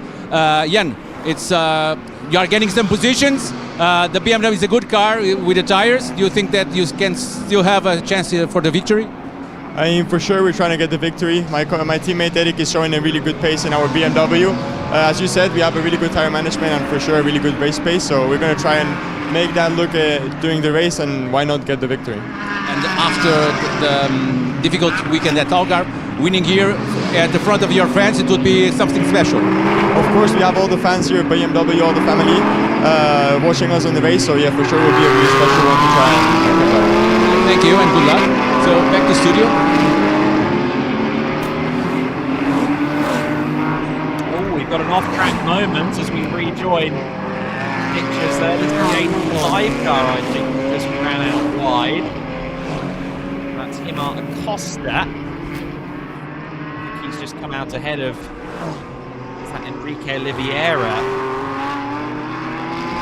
in the Monteros Competitivos Aston Martin. Another car that surprises me with its lack of pace so far. There is Himar Acosta really rally crossing. But certainly I think something might be amiss with that red Aston of Enrique Oliveira for Monteros Competitivos. They're running 35 seconds off the lead in 19th overall and really not challenging anyone for pace. That car shared, of course, between Oliveira and Louis Leveau. We know those two drivers can be quick. We saw that last time out in Portimao. To me, that points to a slightly ailing car, although they were outside the top 10 in both races last time out at Portimao at the time of the checkered flag, so maybe just some teething issues. Cesar Mercado, having caught back up to Rafael Riani, is also under increasing scrutiny from Francisco Mora. Mora, who gets known to Eco, of course, a numerous time champion across all manner of touring car and GT series. Would love to add an Iberian Supercars crown or a Supercar de Fana crown or indeed a Campeonato de Velocidad crown to his glittering resume once again in 2026.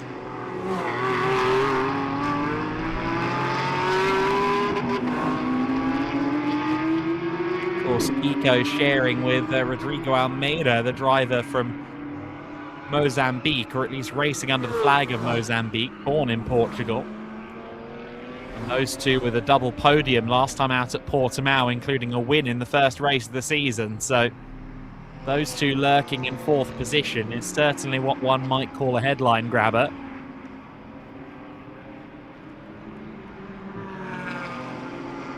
They're running fourth for now, but where will they be by the time the checkered flag falls on this race?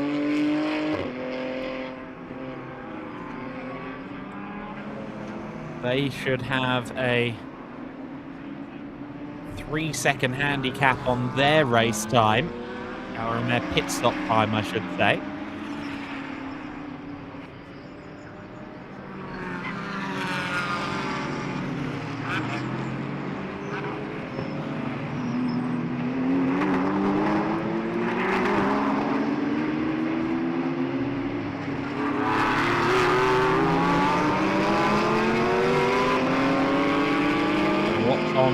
Rafael Riani continues to just about keep those Toyotas at bay. If anything, I think Cesar Mercado is having to do more. Goodness me, that was Alcin Zara and Rallycross. Give an opportunity now to Eric Dene, who's right on the back of him as they slow it down.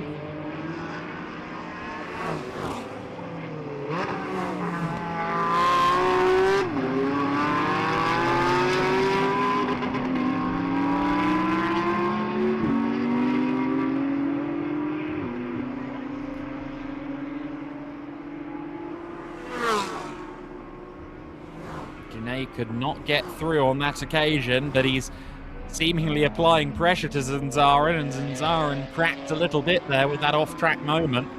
Now, it won't be long until pit stops. In fact, the pit window will have just opened, so we could see someone dive in this time, and indeed a couple of drivers have done. Rafael Riani is in. Jose Carlos Perez has come in as well. Riani then will hand over to Luis Aguirre.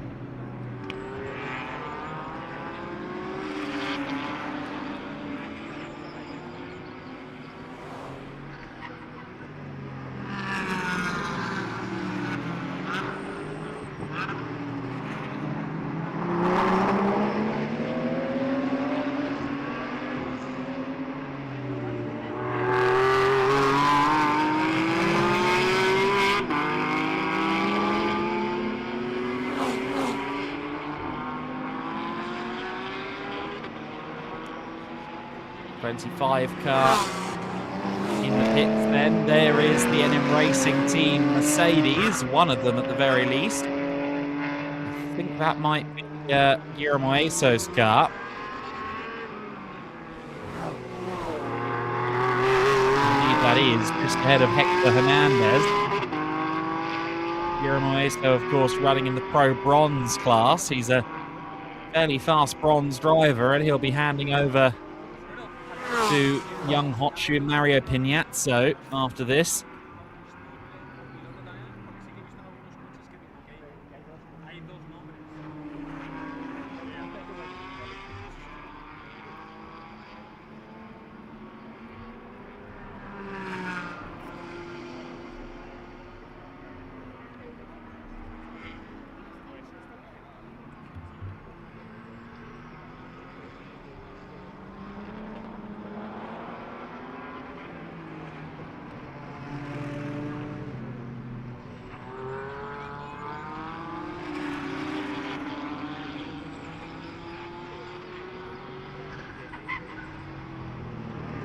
keep an eye on the pit entry.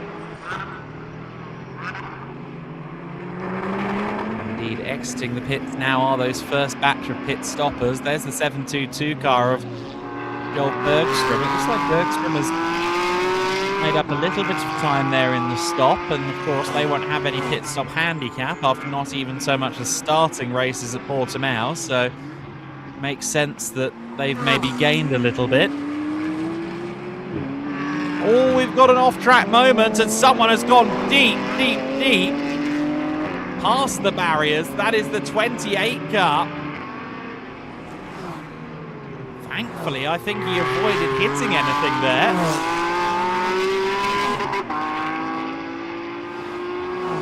That was even Valesco, who I think ran out of brakes entirely there.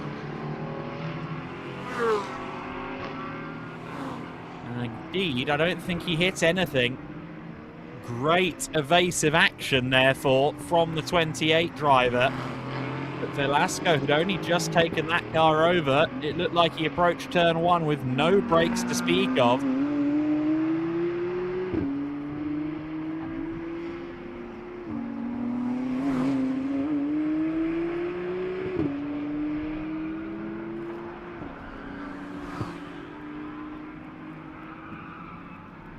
That will have been a scary, scary moment. Cesar Mercado now leads the race then, because we've had Matthew Martins into the pits.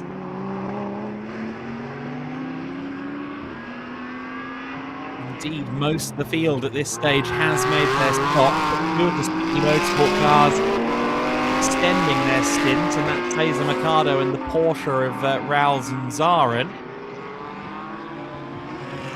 Both from that Speedy stable.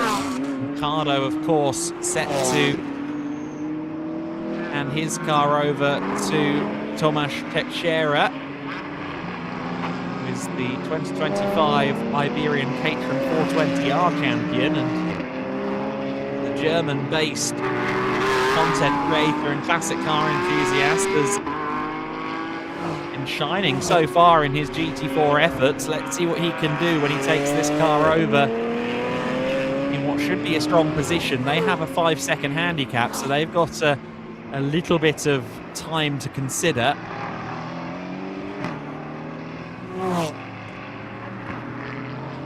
Of those that have already made their stop, it is for now Luis Aguirre that leads them, but we'll see where Anton Morsing comes out in the Ricard Aston Martin.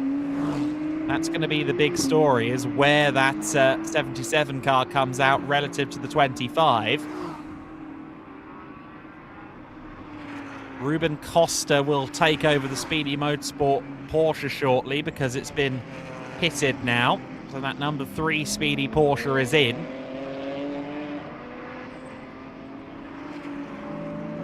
Anton Morsing has come back out onto the circuit. But where has he come out in relation to the 25 McLaren? That's the big question.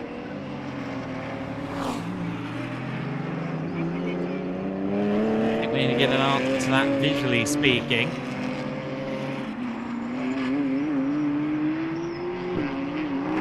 Looks like there's a few seconds between them. Morsing is still leading among those that have pitted, so that is still the race lead, at least now, for the 77 Ricard Aston, but the pit cycle's still ongoing.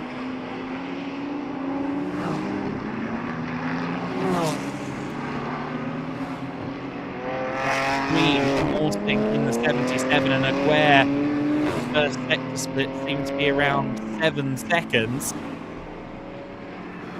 So Aguirre with some work to do. Morsing, though,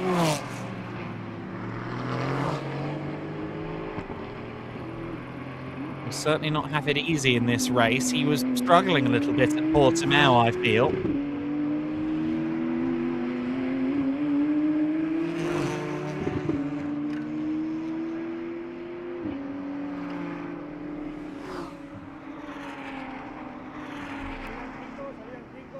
across the line come some of those that have already pitted. There is Teixeira, sorry, there is Morsing. Now, has this 4 car come into the pit? Yes, it has. So Thomas Teixeira will take over the Speedy Motorsport Toyota. And that will answer a big question, that being, where will Teixeira come out in relation to Anton Morsing? Hopefully our director can catch that as the Speedy Supra exits the pits in around 3/4 of a lap time.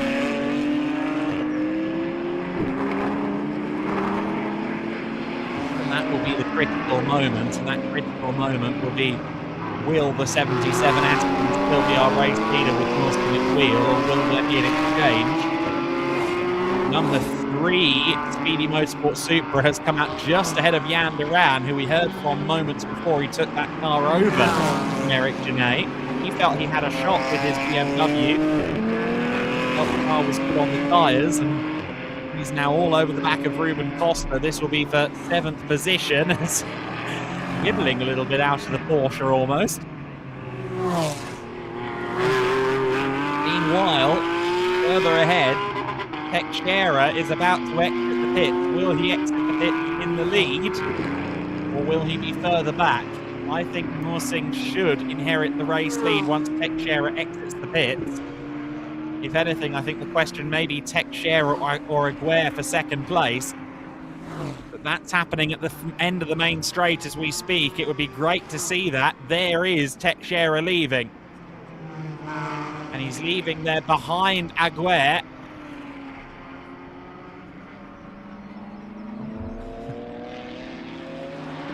And there is the 4 exiting the pits, and exiting the pits in 5th position. Jan Duran has gotten past Ruben Costa, so that's for 7th position. Let's see what Duran can do in this latter phase of the race. He seemed very confident in the car that he was going to inherit.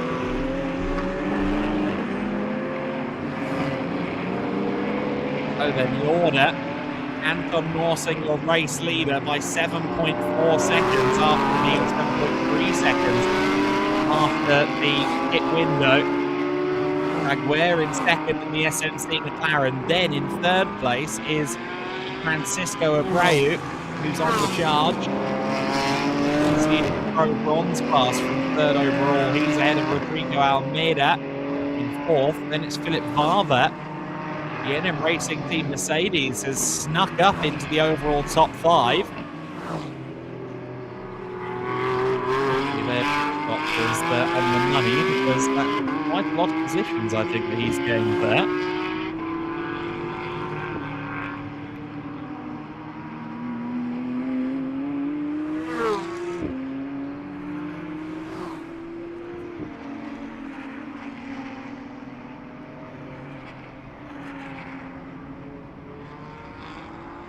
There is a car under investigation for a short pit stop. Unfortunately, it's the number 81 BMW. Francisco Abreu putting a lap here on the 81 BMW, but the sister car from the Promotion Motorsport stable, Jan Duran, is set to potentially get a drive-through penalty. If you're under investigation for a short stop, you rarely don't get a penalty for your troubles. So Morsing from Aguirre, from Abreu, your top 3. Then Almeida 4th, Philip Barber 5th, Teixeira in the Speedy Supra car number 4 in 6th. Then it's Jan Duran for now, at least. That penalty might change things. Ruben Costa in 8th. Well, Bergstrom learning the Supra on the fly, the number 722 entry in 9th. And then Alexandra Aria rounding out the overall top 10. And we've got a car stopped. That is Louis Leveau in the 52. This is another Aston Martin in problems. We already saw Ivan Velasco have his straight-on moment at the first corner. And now Louis Leveau is stranded there on the run from Portago Bend.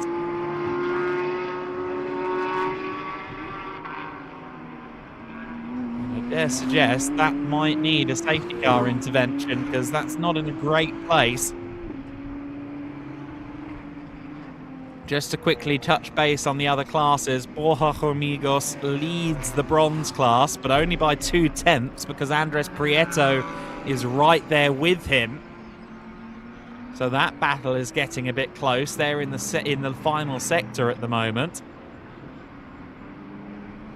And then the AM class, Jean Garcia leads that for SMC in the McLaren. However, I want to see that bronze class battle because Borja Hormigos and Andres Prieto, they'll be heading to the first corner as we speak. They are separated by just a couple of tenths, and that is a class lead battle in the bronze division. The Auto Works BMW, the big blue machine, Andres Prieto in the NM Racing Team Mercedes, heading through the first sequence of corners at the moment with very little in it. Just 4/10 at the line.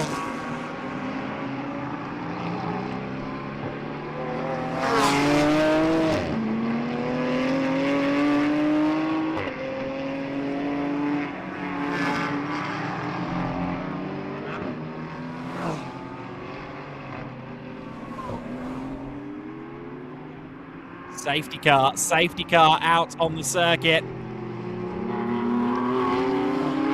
that will be a big loss to this man in the 77 Racar Motorsport Aston Martin.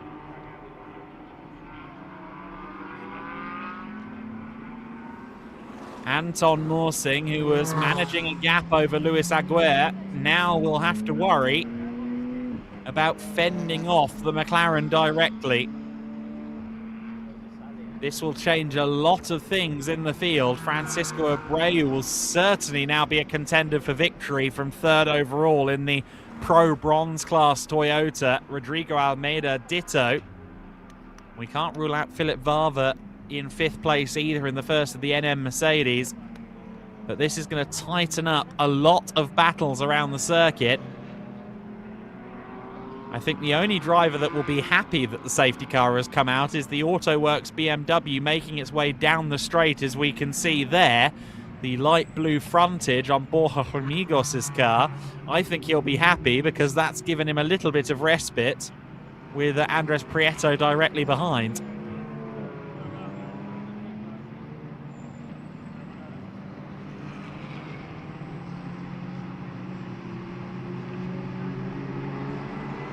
With that safety car out, it should be a fairly brief safety car as long as the wheels aren't locked on that Louis Leveau Monteros Competición Aston. As long as it can be rolled away, it should be a fairly brief safety car here. If they have to crane and flatbed, it's going to take a bit longer, but with any luck, this should be a relatively brief safety car period.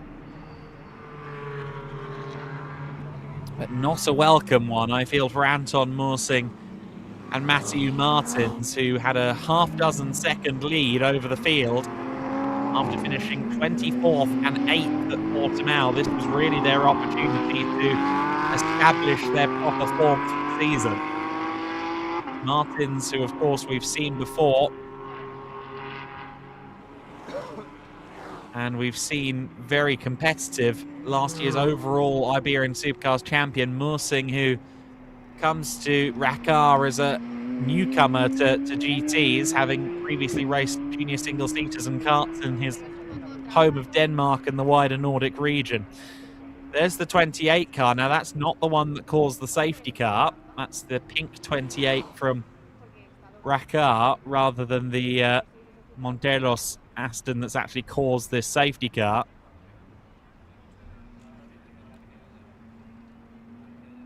That's the car that went straight on at turn 1, of course, and was exceedingly lucky to avoid any barriers. Safety car lights are out. Are we going back this time? Safety car in this lap. Well, here we go.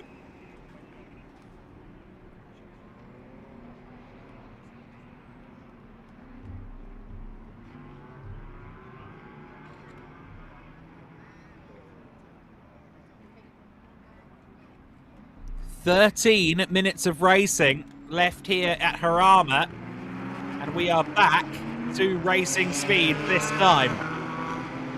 Let's see the front of the field, because that's where all the action is going to be. Anton Morsing for Racar Motorsport leads the field away as they head down to turn 1. Luis Aguirre right there with him, but it will be the Aston that leads it. Francisco Abreu, the Pro Bronze class leader, running third in the first of the two Toyota Gazoo Racing Portugal entries. Some dust being kicked up there on corner exit as they power into this race once again.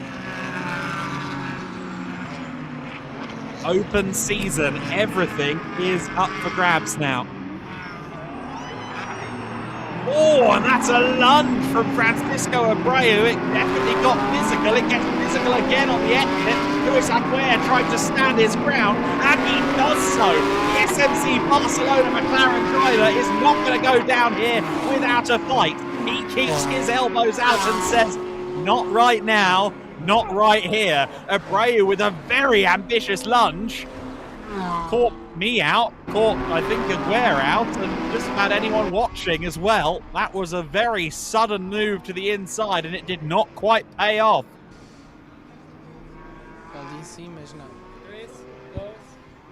It was definitely an ambitious move. It was a hard start. You lost some position, but you fight back, and you fought back, and you got the first position. Yeah, it was a big confusion at the start, because we start the race, and at the second lights, it was the lights for the extra formation lap. So I reduced my speed, but everyone goes, so I don't know what happened, but it was a good stint. I overtake the other, and the pace was good, so I'm really happy. Now we'll see if Anton can bring the car well. So it would be a very good way to come back after the hard weekend in Algarve. Yeah, of course. We are fast here, we have a good pace, and we'll try to win this one and have a good race for tomorrow. Okay, thank you, and good luck. And back to studio.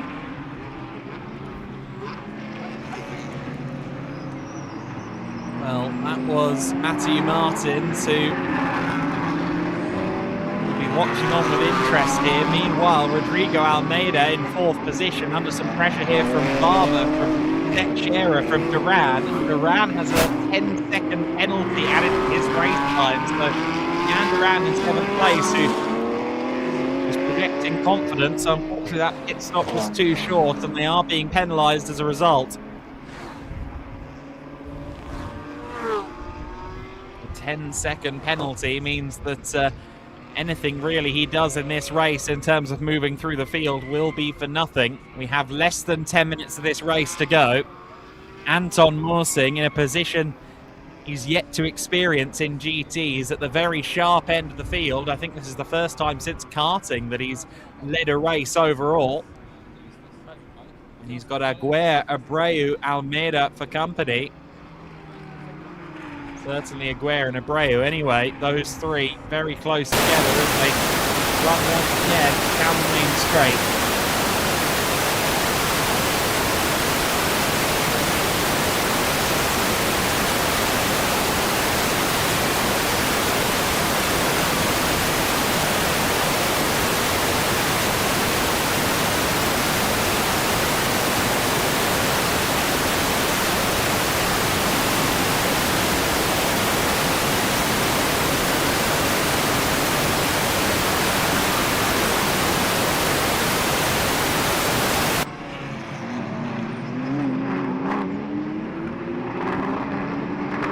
Aguirre and Abreu, your top three in this race.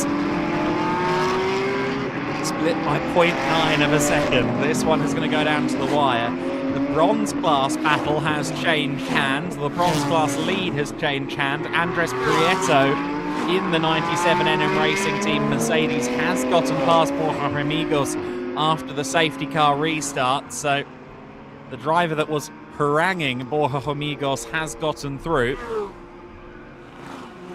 That's one change of position, and certainly Anton Morsing will be hoping that no other places are exchanged.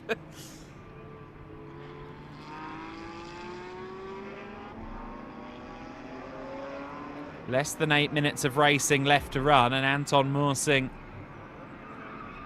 is coming under increasing scrutiny. The gap between the top three continues to shrink. What is it as they come across the line? Not much at all. That McLaren is right there with him.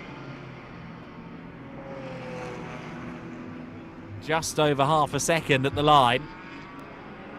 Oh, and that was a lunge to the inside there from Luis Aguirre. Did he get that done? Yes, he did. There's been a change of lead. No, there hasn't. Not quite. Aguirre, though, with a statement of intent, looking to the inside and being much later on the brakes.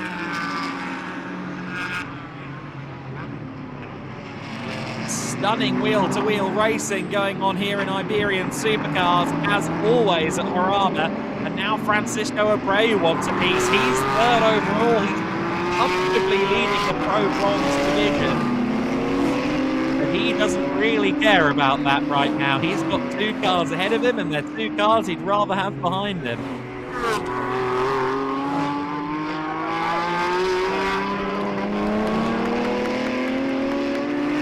Supercars GT4s, always a thrill, especially this year where they're guaranteed to be standalone from the GTCs and TCs. The spotlight firmly on the GT4s.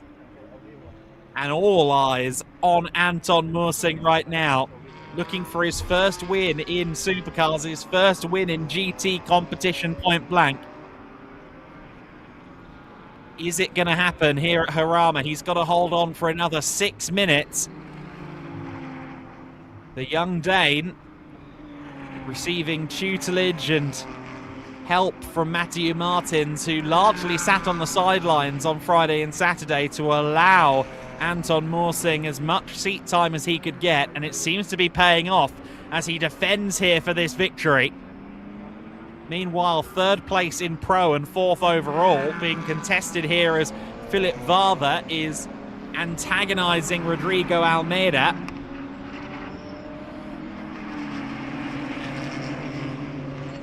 Almeida, who will be wondering in his head, why can I not match that pace from Abreu? Of course, Abreu has a lot more experience in this Supra. Varva there powering out of the Marina Bend and up the hill towards the fast right of Ascari. Great 4-way scrap, although as we know, Jan Duran with that penalty looming over his head. As we continue to watch this P4, the lead is every bit as close. Aguirre just 4 tenths back from Anton Mursing. Philip Varva looking to stand on the Pro Class podium here.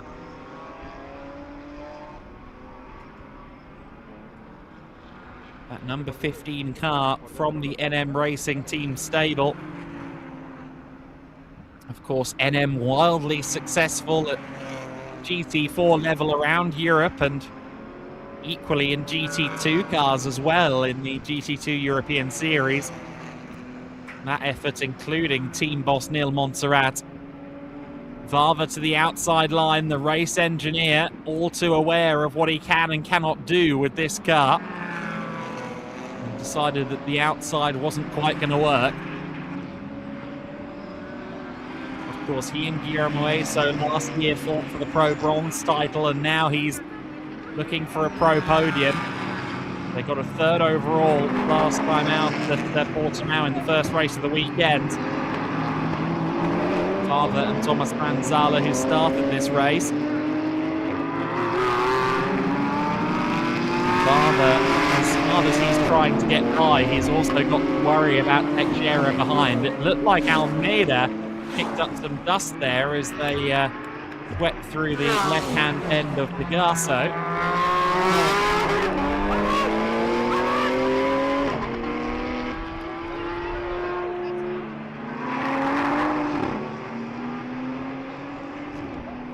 We have 3 minutes of this race left to go.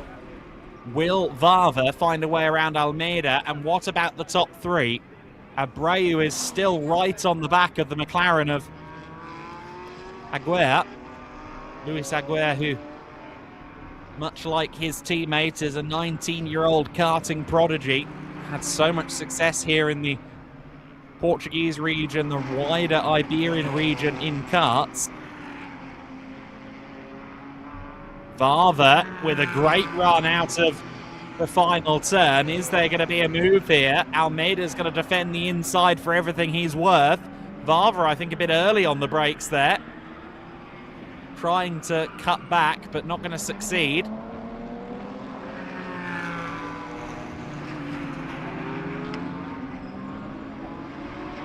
Rodrigo Almeida having to defend hard, and look at Philip Vava, what a move! At the Le Mans bend. What a move that was, and it's rather set things alight here. Jan Duran gets pushed off the circuit. Vava is up into 5th place. 4th place, I make that actually, and Teixeira has followed him through in 5th. And I think that will settle that battle down. What's going on, though, at the head of the field? That's my big question. Aguirre is not far behind Anton Mersing. Just a couple of tenths in it at the line, and they're within 1/4 of a second.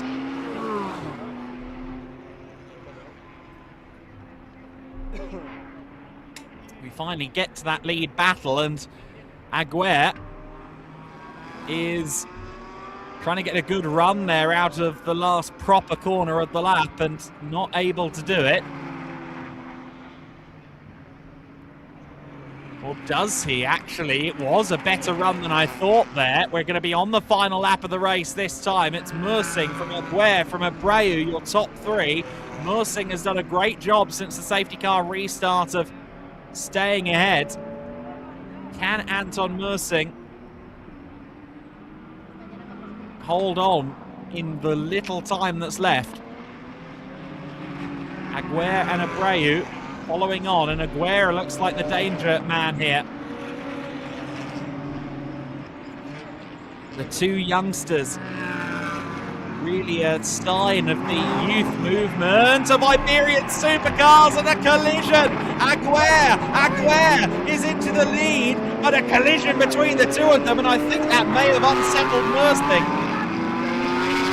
I wonder if he maybe put the pit limiter on by accident, because no speed after that collision, and indeed up into 3rd place has gone Philip Vava. It's now Aguirre versus Abreu for the win, but I have to imagine that Aguirre is going to get looked into for that collision. There is a replay of the collision, but let's get back to live pictures, because if anybody's going to make a lunge for the win, it's going to be Francisco Abreu.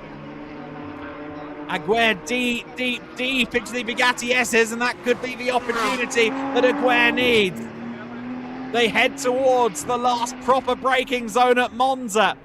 Francisco Abreu out of the penultimate corner, just one turn to go, the sweeping Maria Di Viotta bend, and looking to the inside was Abreu, but it will be at least at the line and the checkered flag. A win for SMC, a win for Luis Aguirre and Rafael Riani. But that collision between Mersing and Aguirre will be scrutinised. It wasn't the kind of hit that you'd imagine costing a lot of time and performance and damage, but you can see the marks of war on Aguirre's front bumper, and Mersing has only just come across the line down in 17th position. I wonder if there was perhaps some damage. Hear that the crowd has their opinions on what happened.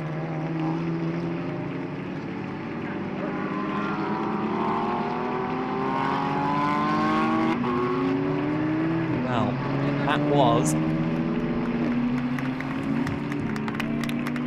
certainly a dramatic end.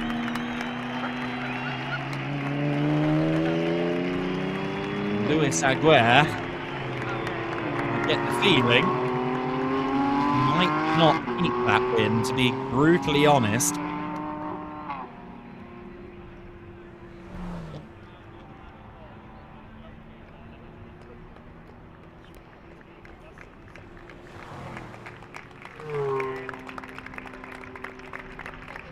There is your provisional finishing order. Aguirre, Abreu, Vava, your top three. Abreu winning the Pro Bronze class ahead of Teixeira. Rodrigo Almeida 5th, Alexandra Aria in 6th and 2nd among the Pro Bronze entries. Luis Tavares in 7th place ahead of Ruben Costa, Joel Bergstrom and Andres Prieto in the NM Racing Team Mercedes. He, of course, won the Bronze division. Luis Mas for SMC Barcelona in 11th place ahead of Mario Pinazzo in the NM Racing Team Mercedes. Borja Amigos in 13th overall. Kian Potes in 14th, the Pro Bronze car. Jam Garcia in 15th position to win the AM class. Jan Duran with that 10-second penalty dropping as far down as 16th ahead of Anton Mursing, who unfortunately limped the car home after that last lap collision and the drama therein. Paulo Macedo in 18th. Orlando Bettina in 19th, Javier Macias Amores in 20th, and that was the last of our finishers.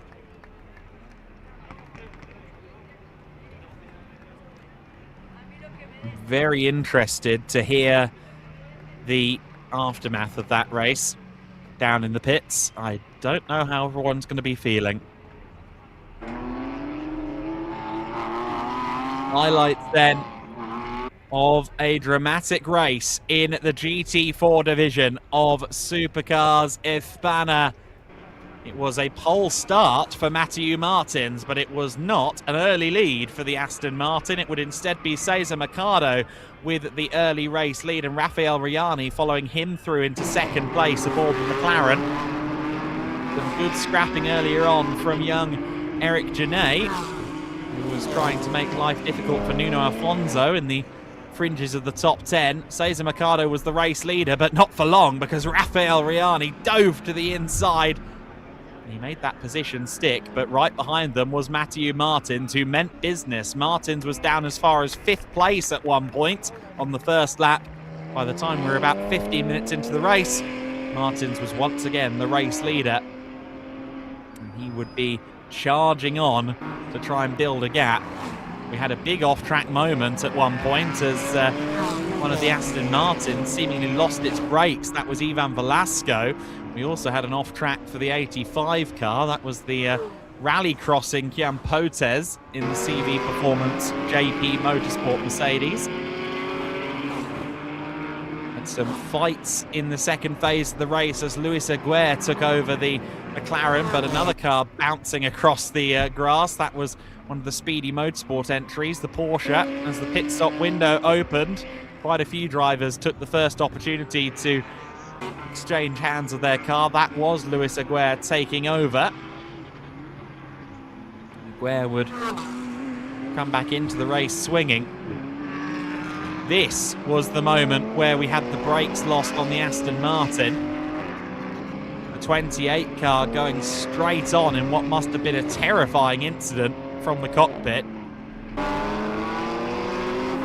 battling further back as well as Jan Duran, having taken over the 81 car, was trying to move up the order, but they unfortunately had a short pit stop. That would land them a penalty, and then there would be a further drama as the Aston Martin from Montelos Competicios came to a halt.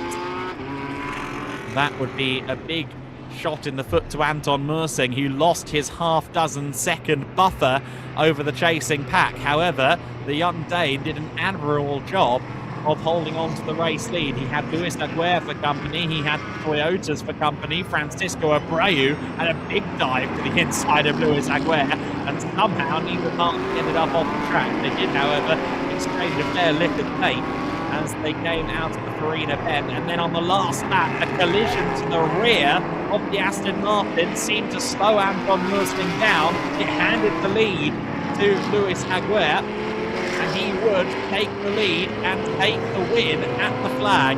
Will it be checked after the race?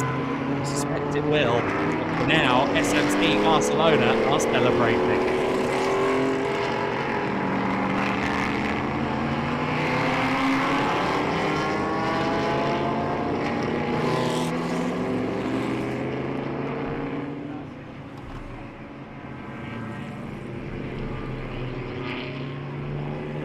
Wow, what a race that was.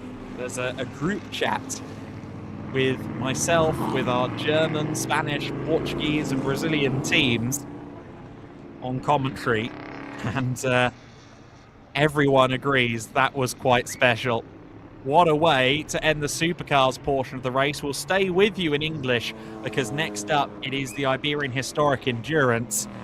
But we'll all take a bit of a deep breath after what was a very special race in Iberian Supercars GT4.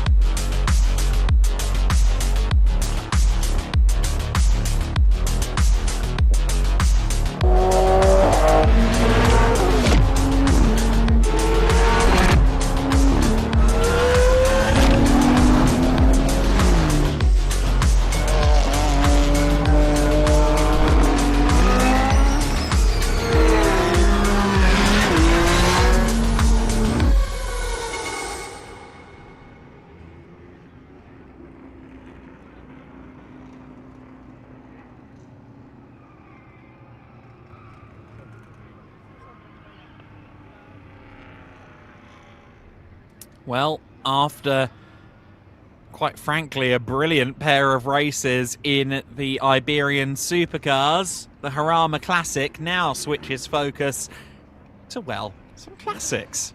Does what it says on the tin, doesn't it, really? 50 minutes of racing coming up for the Historic Endurance Championship, and it's a familiar name on pole position, the Shelby Cobra of one Max Huber. Max Huber, who we've seen before with NM Racing Team in various GT4 contests, including Iberian Supercars. He's always gelled his efforts in modern racing with historics, and the talented racer will be on the grid once again here in the 84 Cobra, which starts on pole position. But I have my doubts as to him having it all his own way, let me put it to you that way. With some of the incredible cars and very experienced drivers of Iberian Historic Endurance, I think this one could be a tricky, tricky race for Max Huber. He certainly has the driving talent, but that Cobra, a fair bit older than some of the cars immediately behind him, notably Pedro Bastos Rezende, will be at the wheel of the Porsche in second on the grid. And then you've got to consider cars like the GT40 of Paulo Lima and Jordi Puig. They are very quick all the time. And just some great names up and down the grid. Another one to watch out for, actually, will be Guillaume Huber, the other Huber family member on the grid, the Mustang from the Calvin Motors setup. But some really interesting names up and down the grid. Ralf Schnitzler, in the Datsun 240Z. Some great cars, Datsuns, Ford Lotus Cortinas, Corvettes, Elvas. It's a real interesting mix of machinery. And that really is illustrated in the top four alone, with a pair of 911 3-litre RSs. English. And a Merlin Mark IV and a Shelby Cobra. We are with José Carlos Pires and Francisco Gabriel, the winners of the GT4 Pro Bronze division. So, a good result here in Jarama. Yeah, good result. Great, also grateful to Francisco to do a good stint, very good stint. We almost could have won it, and let's say overall, but we finished second. But in the class, it was really good. I think we had a good race pace. In the beginning, I was keeping up with the guys like 3 seconds from Kiko Mora and the other guys. Then we did a good stop. I passed the car to him, and he did an amazing job. Francisco, for you, it is a very demanding race, this one, for the tires and for the driver. What was your main challenge this in your stint? Yeah, well, it is very hot today, so tire drag it's very high. So I was concerning cooling down the car, getting outside of the back of the front cars. I knew they wanted to fight for the win, so I was expecting for my turn to almost, just a little bit to one overall, but we won the Pro Bronze. Amazing stint from the cars. Let's move. So we are accompanying you to the podium. And for the championship, this is a very good result. Yes, it's a very good result for the championship. We're just missing, I think, a little bit on the qualifying, so we can start on the front directly. But yes, race by race, and then we will get there. Okay, thank you. And back to studio.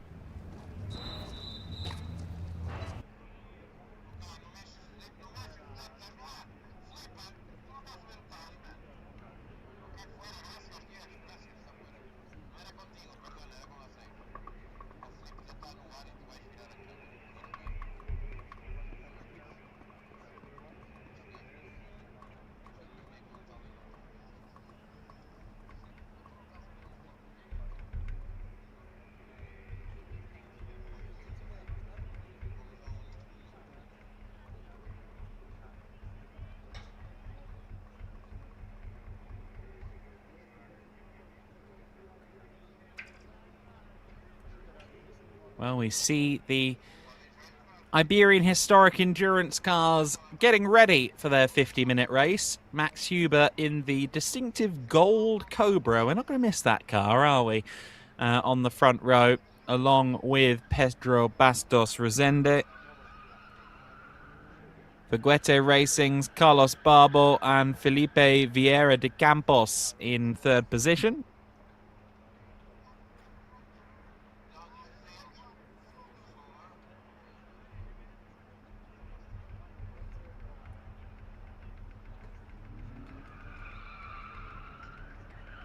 And then the familiar name from HI Racing, or HY Racing, I should say, Oliver Mutiens, the Belgian racer, who's done everything, including the Spa 24 Hours, going back, God, 20 years ago this year. He was racing a Viper GTSR at the Spa 24 Hours in what was one of the last appearances of a Viper GTSR in FIA GT, and indeed the last appearance of a Viper GTSR in the Spa 24 Hours itself.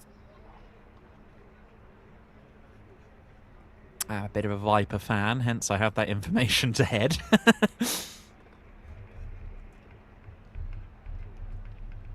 And great to see that the HY Racing team, Bryce Pinot and Oliver Mutiens on this grid. They'll be lining up fourth in their Porsche RS that you see there on the second row of the grid. Then it's Jordi Puig and Paulo Lima. I think Jordi Puig taking the start, although I now say that with notably less confidence. I do have a driver nomination form, and I believe driver 1 should be the starter here per the form book.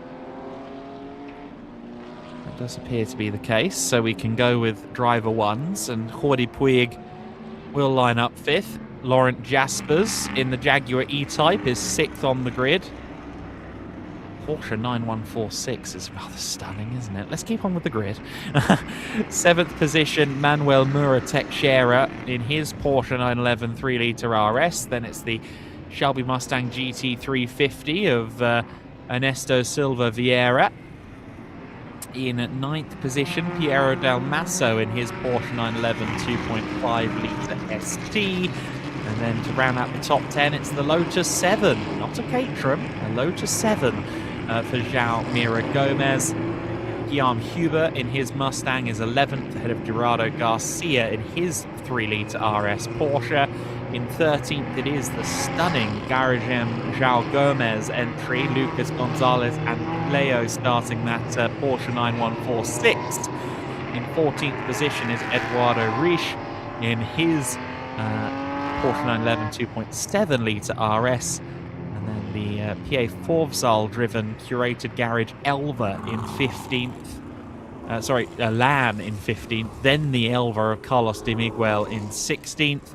The Alfa Romeo GTM that we looked at a few moments ago, that's the car of Carlos Diaz Pedro, the RP Motorsport Squadra entry. Aurora Motorsports, Antonio Castro Ortega starting 18th in his 911.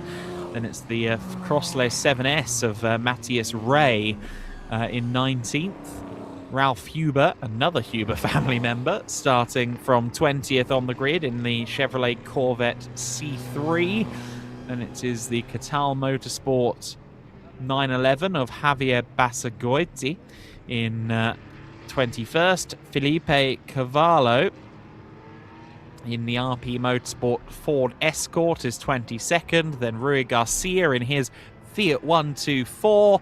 The Alfa Romeo GT-AM of Jorge Santos in 24th. Luis Sousa Ribeiro in his Ford Cortina. That's the first of the GDS cars, the kind of early 1960s European Touring Car Championship flavoured class. That is the first of those cars, 25th place starter. He's alongside Nuno Nunes in his Porsche 911 short wheelbase. Then it's Ralf Schnitzler in the Datsun 240Z. The Mini Cooper of Francisco Serrano. Francois Guerin in the Lotus Elan Plus 2. Timothy Mahapatra.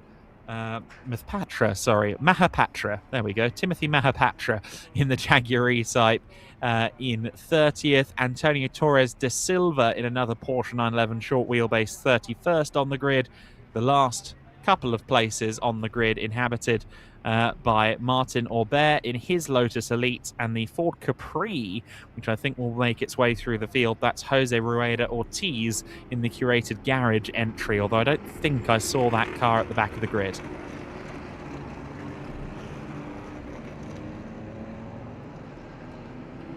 Indeed, we are missing a few at the back of the field there, quite a few actually. However, we are going to go racing. Looks like the 151 car is out of position, so that's the Elva at the very back of the field. But we now go racing, and it is Max Huber off to a flying start aboard his golden Shelby Cobra.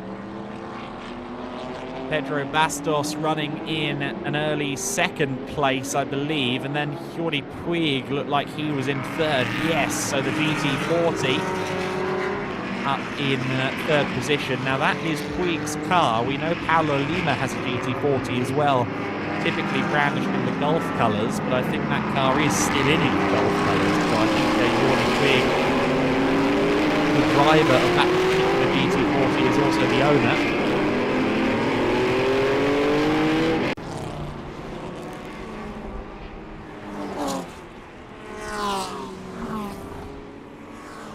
Field streams through the opening sequence of corners then. What a breadth of shapes and sizes we've got. The little Elva making its way through the field nicely. Not quite sure why Carlos de Miguel didn't take his starting position. He was meant to be starting from P16, but instead he was at the very back of the field. Max Huber, though, unquestionably the leader in the early stages. Hopefully that was just a lock-up for the car up ahead. I think that would have been the Garcia 132 car, the Porsche 911 that locked up there. There's the Mustang of Guillaume Huber, just having a little look to the inside of one of the Porsches. And fairly even in a straight line, actually give it to the Porsche, which has a little bit more grunt than the much older Mustang. There's that Lotus 7 that we alluded to, being driven by João Mira Gomez in the early stages of this race.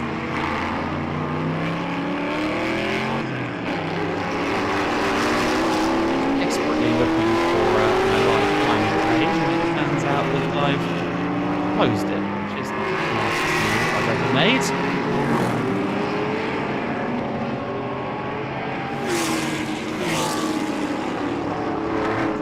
Back up.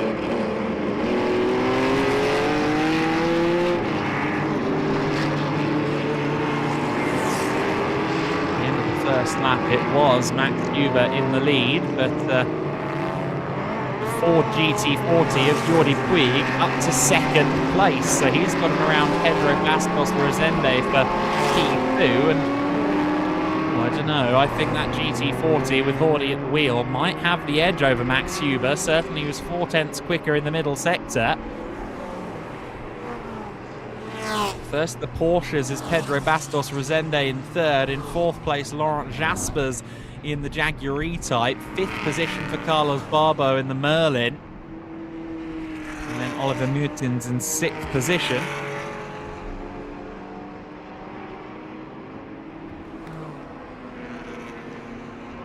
There's some more Porsche battling going on. That's, I believe, the battle for ninth place. Manuel Mora, Teixeira and Gerardo Garcia.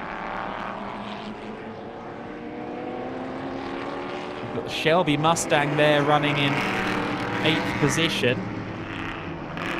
Or rather, sorry, that is again the Guillaume Huber car, just chasing those two Porsches of Teixeira and Teixeira and Garcia ahead.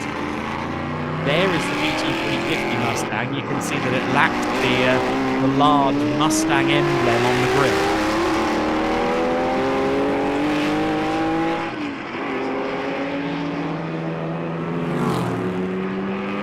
Datsun 240s, Chevy Corvettes, just about everything you could hope to see in a historic grid finds its way onto this one together. We cover about 20 years of history. There are some late 50s cars up till 1976 cars on this grid.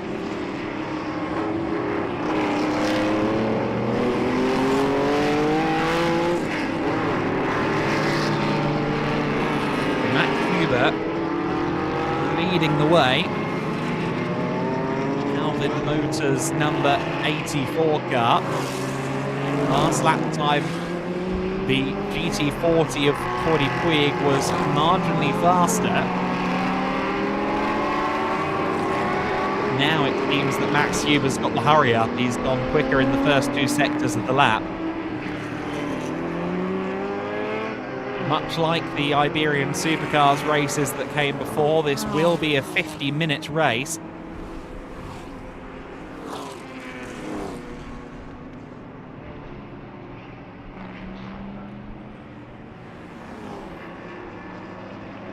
Great lap there from Huber, a 48.4 across the line. We're talking about 144s in the Iberian Supercars GTC-TC race. So that really tells you how quick Max Huber is in that Cobra.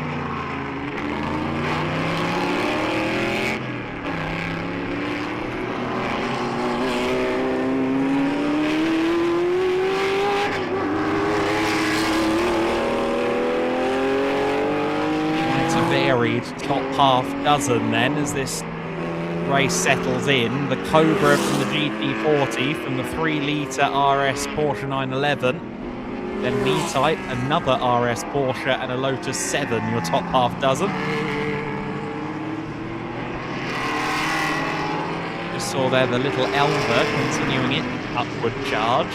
Carlos de Miguel has got that car up into 19th from the back of the grid. Some 31 cars took the start. Unfortunately, both Matthias Ray and Francois Guerin didn't take the start. We did actually get Jose Moreda Ortiz on the circuit. I think he may have had a technical gripe and started from the pit lane. That being the 2600 RS Ford Capri.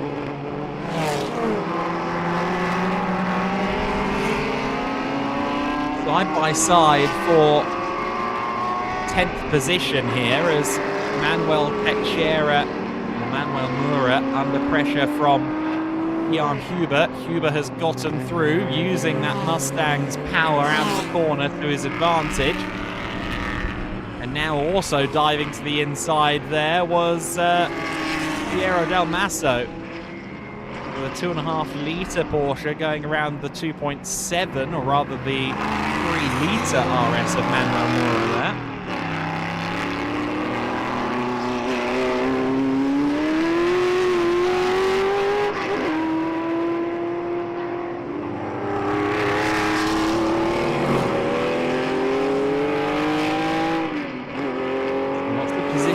changes in the mid-pack as one would expect. At the front of the field, the gap is going out between Huber and Puig.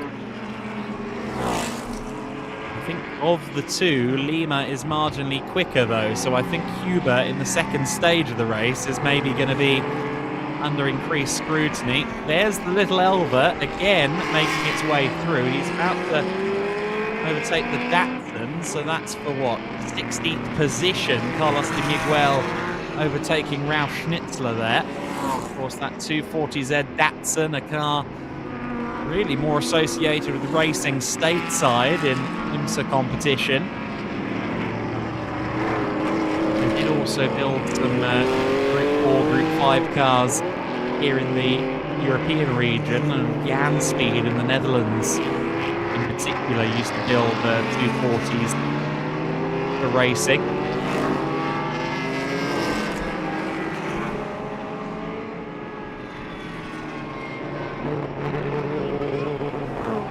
Little featherweight Elva making its way up the field, now moving up to 16th position at the expense of Antonio Castro Ortega in his 2.5 litre Ultra 911 ST. See how low slung that Elva is, not just in the fact that it's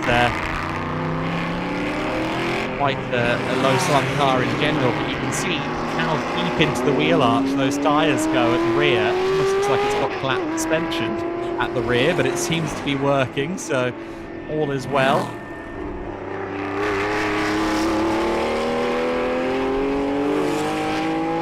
Elva, if I'm not mistaken, should be a Coventry Climax engine, if I'm not mistaken.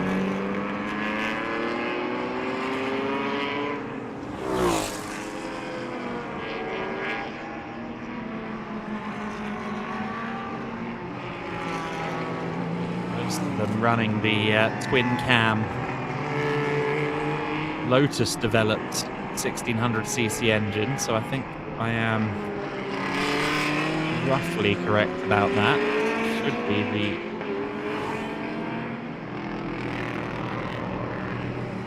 correct engine.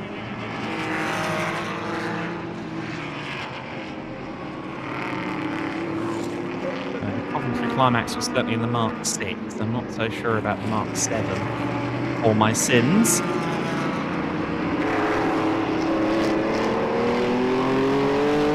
The Mark 7 is a bit of an infamous example, actually, given its pretty outrageous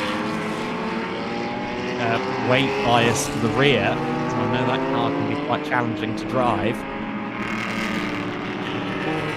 Huber, meanwhile, making the Cobra look fairly easy. I'd love to know if that car's on full slicks or not. I think it probably is, given the pace that it's setting. Indeed, the traction out of the corners feels like a clue as well. Huber driving magnificently.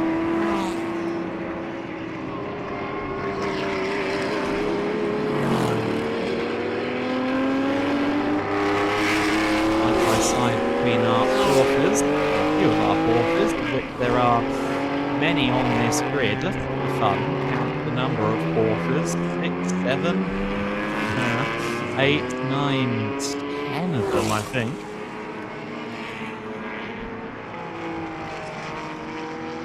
As with the Iberian supercars, there will be a pit stop window in this race that everyone has to adhere to, and that will be between minutes 20 and 30.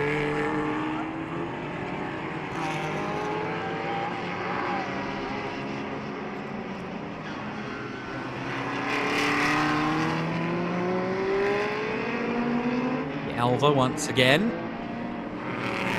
making time, making position, trying to get around Diaz Pedro Rivera in the Alfa Romeo that is third in the 1971 class at the moment.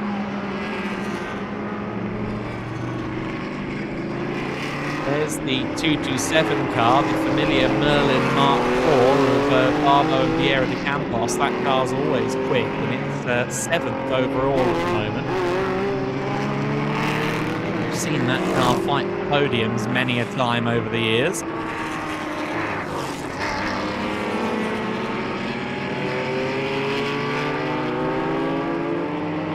One of the GDS class short wheelbase 911s, one of the very earliest cars there, 2 litres. A couple of the 2 litres, I think, fighting with the 9146, which feels like a car that gets better with both age and the age of the person looking at it. When I first saw a 914, I didn't think much of it, to be honest, but as I encroach on my 30s, that car makes more and more sense to me, and I must say, particularly in that silver and blue stripe, it looks rather spectacular.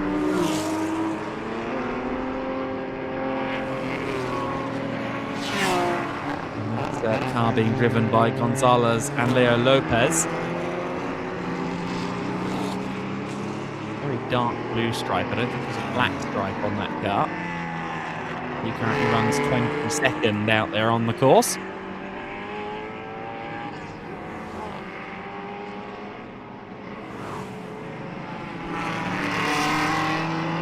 I think those 914s were particularly successful down here in Iberia. Or at least a lot of people who really love them are down here in Iberia, because I think with one exception, every 914 I've ever seen has been in Portugal or Spain.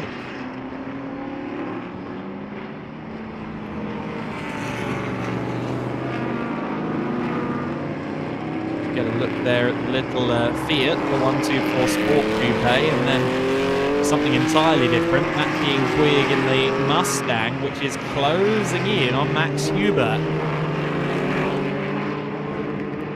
I think Huber may have got caught out in some traffic, and the gap between the top 2 is down under 3 seconds. Cobra versus GT40.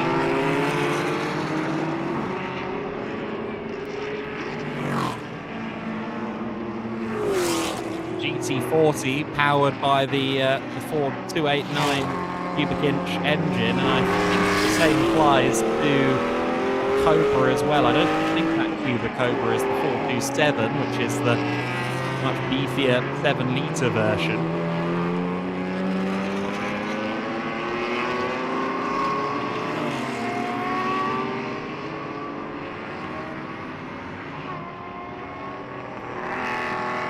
Often that a racing Mustang looks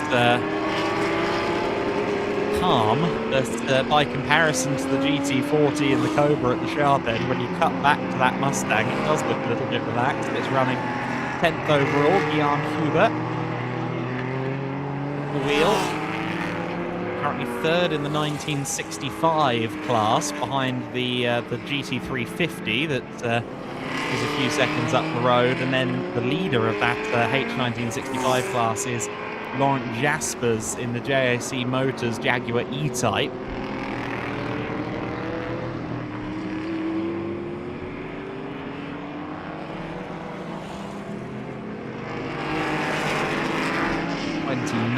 Porsche there of Eduardo Reis, currently running 13th and having just lapped the Mini of Francisco Serrano. Mini looking as undersized as ever, quite frankly, among some of this company on the circuit. Of course, in the early 60s, the Mini was a very, very competent race car indeed, and he continued on until the 80s as a fairly top-line car, at least in the UK, in the British Saloon Car Championship.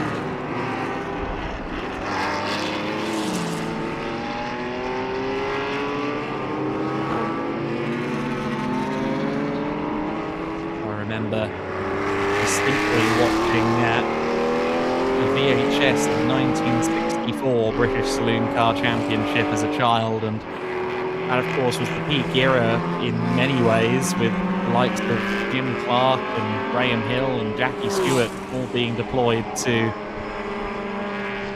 race Lotus Cortinas around that time for the factory Lotus team.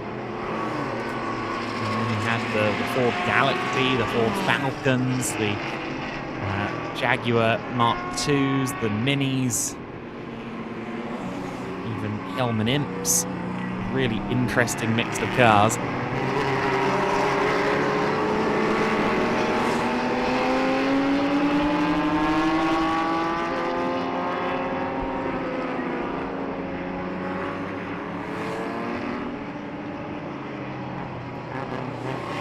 Indeed, Porsche 911s were often cropping up in supposed touring car racing in the 60s, because they are 2+2. You have 4 seats in a 911 as standard, and they were indeed being entered into saloon car competitions. I think the rules had to be rewritten on behalf of the 911.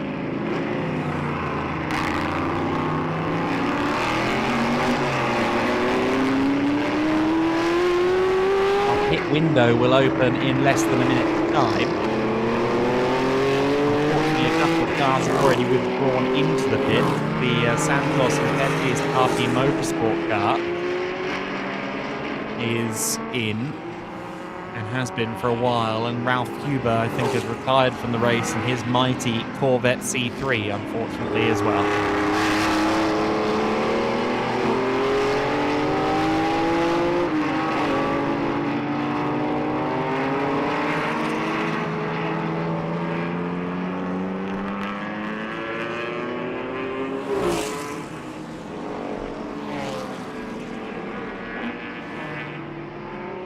The pit window will be open this time by for race leader Max Huber, who's increasingly in the crosshairs of Puig and Lima's GT40 that we see in the back of shot.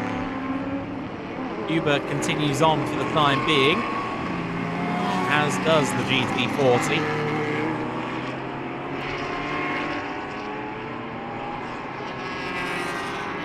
It seems that the Cobra has the pace advantage. However, GT40 size through the traffic a bit better. I've just noticed that updated on my screen is the vehicle name for Max Huber's car. It's now listed as a Shelby Cobra 427, so I think someone might be listening. Thank you. So it is the 427. It has the 427 body shape. I just thought maybe not a 427 for reasons. You don't see so many 427s racing in the modern day, but that is indeed a 427 Shelby Cobra. It is one of the hairier cars you could ever wish to jump into. Certainly a big departure from Max Huber's Mercedes AMG GT4s and the like.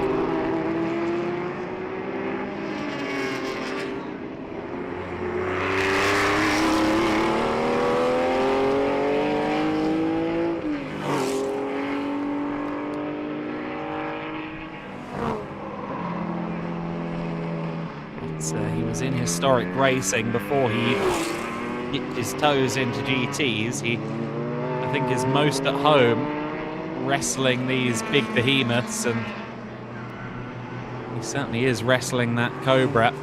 Will he make a move for the pits this time, I wonder? Pit window is open.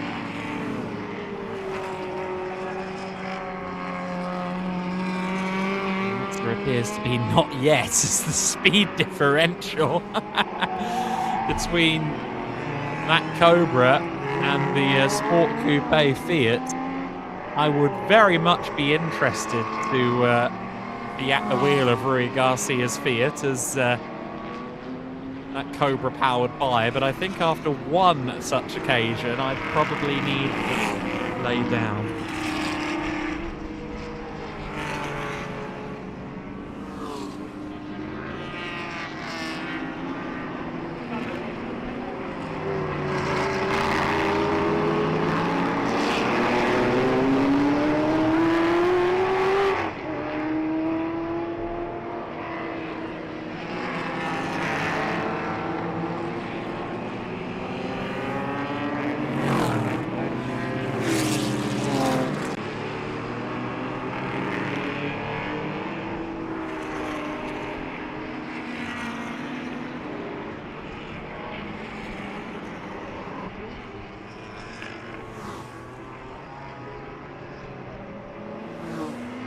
Lost some pictures momentarily.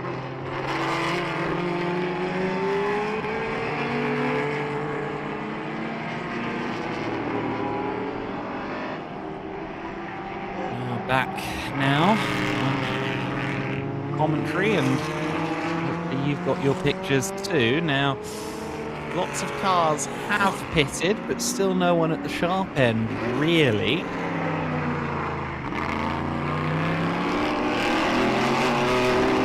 We'll see how this pit window unfolds. Max Huber in the 427 Shelby Cobra, still only 2.1 seconds clear.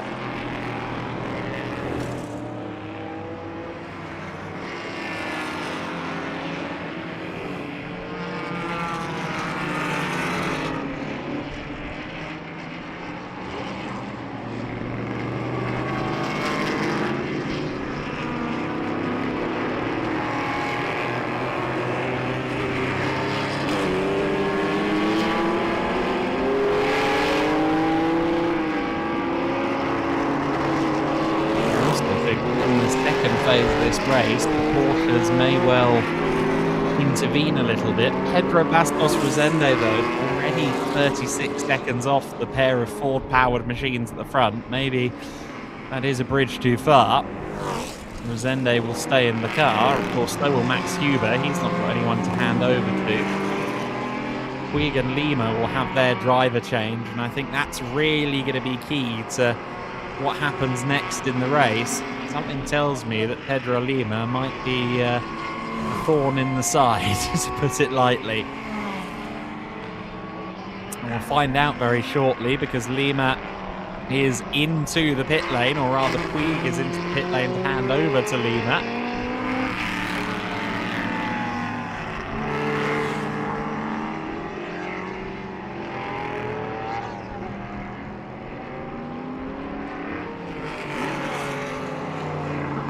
See the generational evolution of the 911 in some of these cars. You've got the 1969-1970 car at the back of this queue. Then you've got the RS body shape, the full kind of 3-litre, quite aggressive body shape there in the car that's just come into the pits. And then you have the very early 911s, the 2-litre examples out on track as well. And it's a big disparity between them in terms of the ducktail, the wider arches, and just the overall stance and aggressive look of the car. There's our GT350 in. Castro Pinheiro, I think, will be taking this car over, the 213.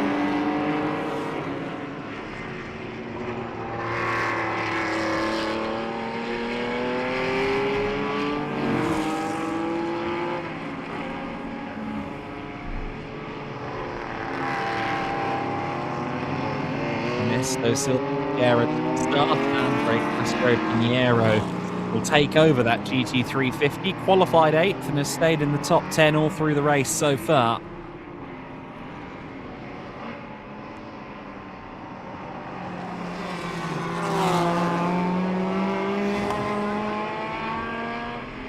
Along with that JAC Motors E-Type that we've not seen much of, but that car 273, the leading car in the H1965 class. And that Mustang really is its closest contender, so we'll see where they come out relative to one another after this pit stop cycle has concluded.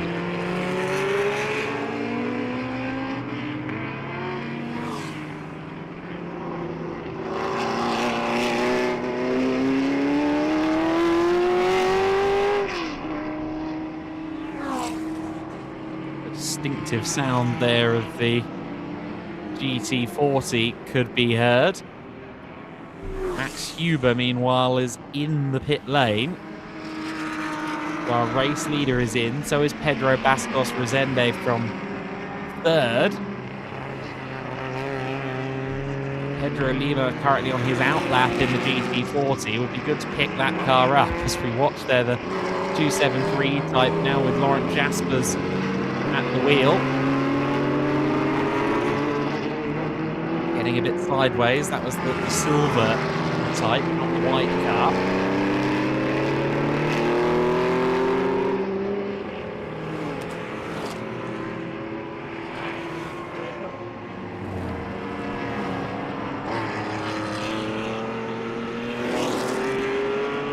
Huber has left the pits, but where is he relative to the GT40? It'd really be good to see the first few corners of the lap here to see where Huber is relative to Puig and Lima. Pedro Lima having now taken that car over.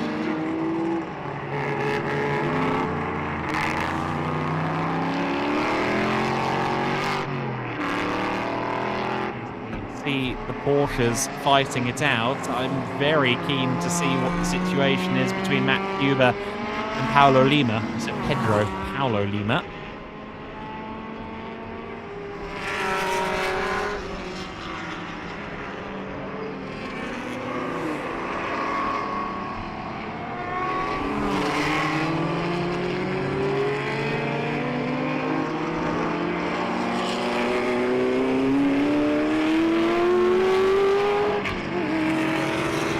Is the GT40 relative to the Mustang. I think that gap has grown over the course of the pit window.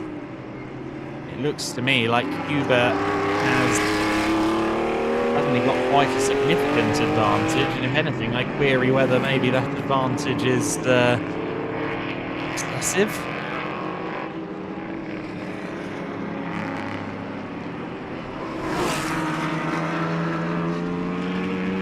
Sign of investigation as of yet.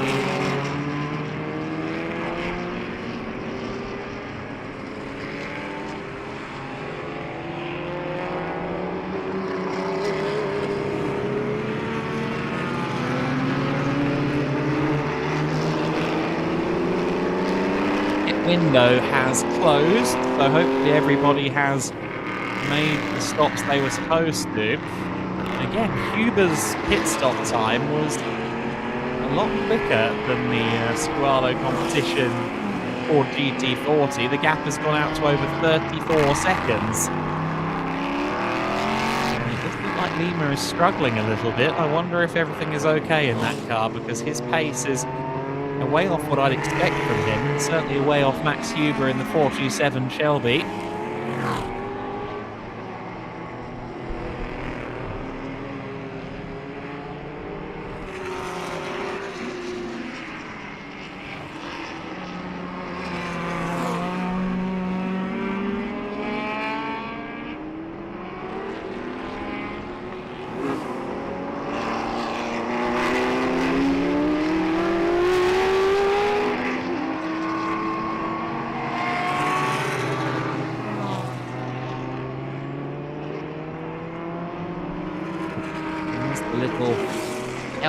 Is that car into the top 10 yet? No, Carlos Di Miguel is now running 13th and is actually just into 12th, having, I think, gotten around the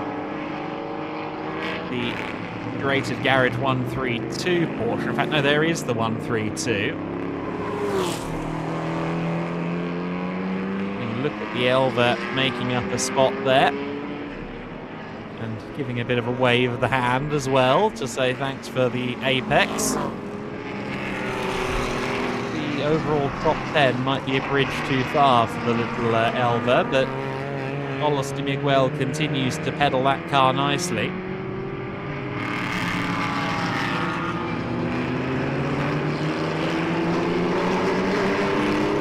got 17 minutes of this race left to go. There's the GT40 coming down the main straight, and it does seem as though Paulo Lima is not quite on the same level of driving speed that we saw earlier on from Jordi Puig. Jordi started the car, and it does appear that Jordi had the edge on pace, because in the second phase of the race, Lima is dropping off of Max Huber. Indeed, Huber's pit stop was a lot quicker, but still now the gap is extending.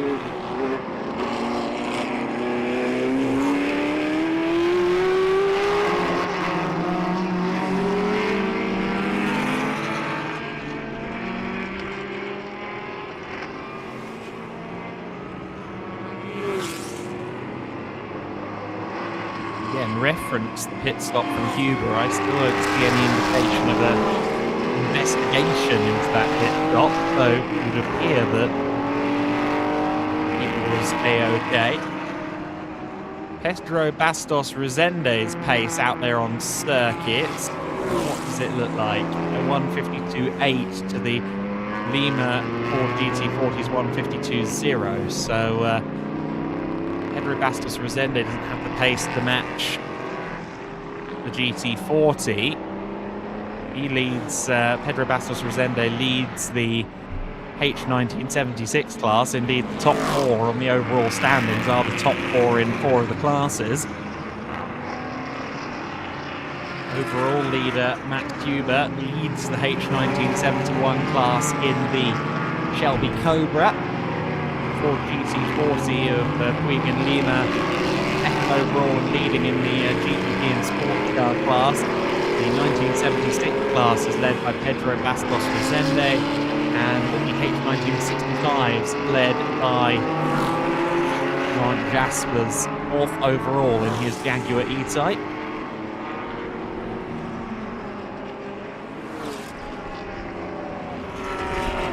Got a look there at the 6th place Lotus 7. Another 7? No, that should be the car in 6th place, and that's a bit concerning if so, because that car looks quite off the pace now. The number 14 Centro Classico Lotus 7. Nuno Afoito should have taken that car over and has done. But my concern there is that he seems to be losing time hand over fist to quite a lot of drivers. There is confirmation just on the side of that is the 14 car, currently running 5th overall, but I think at that rate it's not going to be long before the Merlin Mark IV of Carlos Barbo and Felipe Vieira de Campos, it should be de Campos at the wheel now. Campos will be closing in. What was the last lap time for Campos? It was a 1:55.2, and the Afoito lap time was a 2:03. So yes, I think second in the GTP and sports car class is not far away from changing hands. Indeed, the GT40, also in the GTP and sports car class, just lapped the second place runner in that class. So the lead of that GTP class is a whole lap.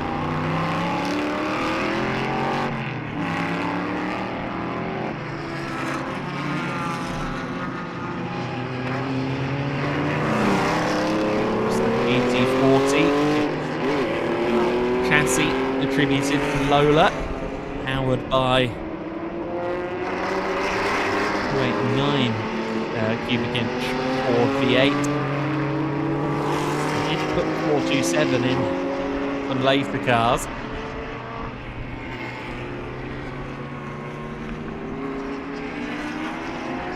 GT40 winning Le Mans 7, 8 and 9.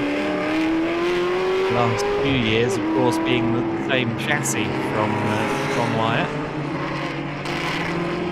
The chassis P1075, perhaps the most successful sports car chassis ever, given that between its Le Mans 24-hour victories, it was winning at Watkins Glen and Monza and I think possibly Spa as well. It definitely won a lion's share of its races in the famed Gulf colours.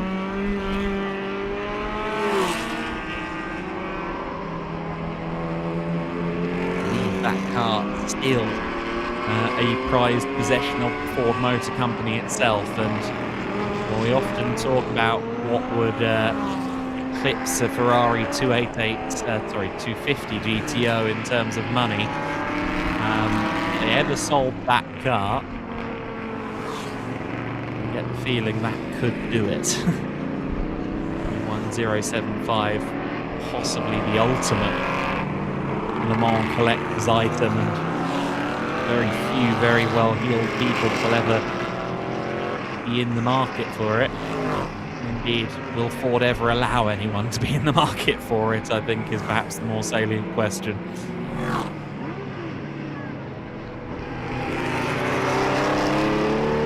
Elva has has moved up and past the Aurora Motorsport number 99 there. Or rather, is that... no, it's the other way around. The Elva is being pursued and passed the 13th position. Straight line speed advantage for free lead for RS Porsche. That car running as an invitational entry. I'm not quite sure why it's not in the H1976 class, but it's Fernando Laranjo making up a position.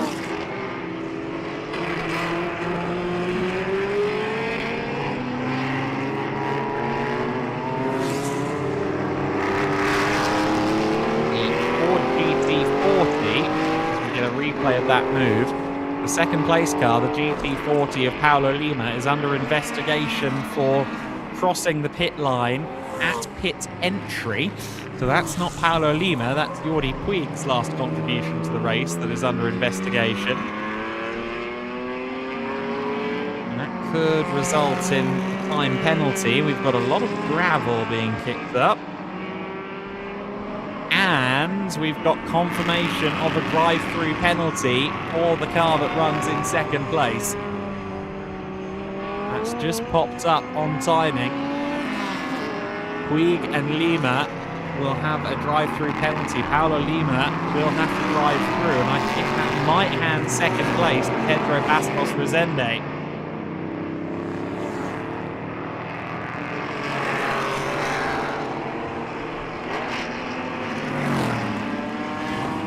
Right now, there's a swarm of investigations being confirmed on my screen. I think in this last 10 minutes, a little bit of work for our race control to do, as me, Max Huber, still pushing fully sideways in that wonderful golden Shelby 427 Cobra rear steer.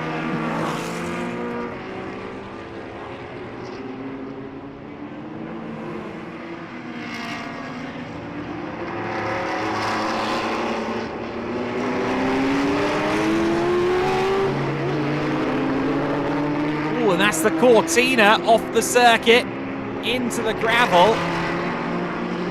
Hopefully it stayed on its wheels. Very light car, it could dig in and actually continue off on the road without fully stopping. That would be great if so.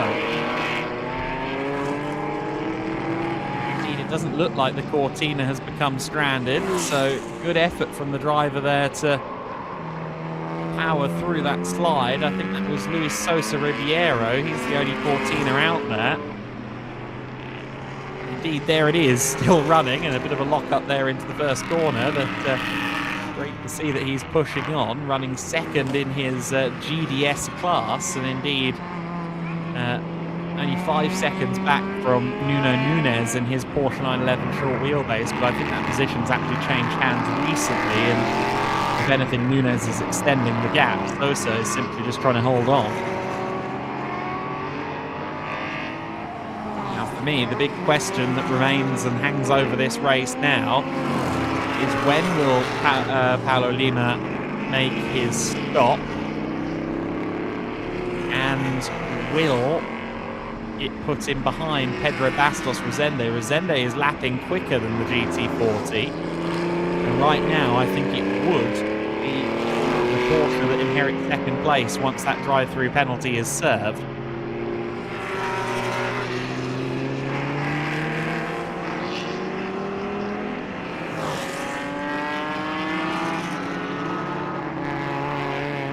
Have many opportunities to make that drive-through, Paulo Lima. And here the GT40 there just powering out of Farina. Meanwhile, Max Huber turning through the Maria di Biorca bend for another lap. This will complete lap 23 of the race.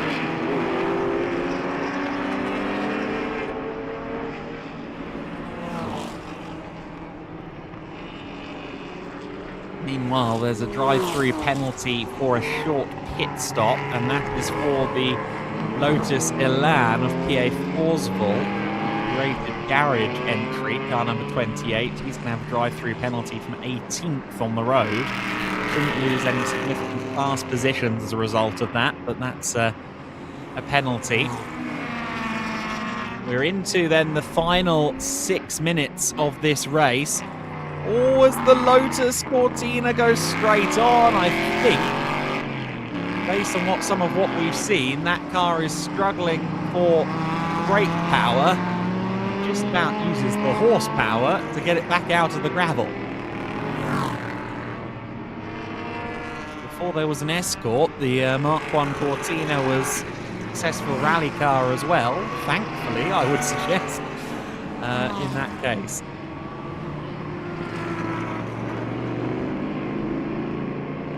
So top 10, Max Huber in the Cobra leads. Currently in the pits to serve his penalty is Lima, and I think Pedro Bastos Resende should come back out as the second place driver. Oh, the little Merlin in a spin. I think just avoiding the barriers there was Vieira de Campos. And hand is up as if to say, I'm not going anywhere.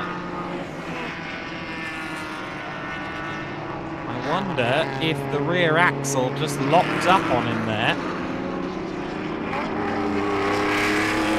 Oh, that was a big moment, and he must have hit the barrier, surely. There's no way he missed the wall on that trajectory. We didn't see it in the camera shot. The car looks undamaged, which is what's throwing me off. Yeah, if he did hit the barrier, he can't have done it in perfect nick. If he continues on, he will be still, I think, 6th position, maybe down to 7th, and somehow missed the wall. So then, after that pit stop, that drive-through penalty, this is the order. Huber leads, Pedro Bastos Resende second in the Porsche. Then it's Puig and Lima's GT40 in third. Laurent Jaspers still runs in 4th place, but isn't far back from the GT40. Moitians and Pano in 5th position overall in their 911 RS. Then it's the Lotus 7 as we see the 28 Elan unfortunately stopped. It had a drive-through penalty to deal with, and now it's stopped on the circuit.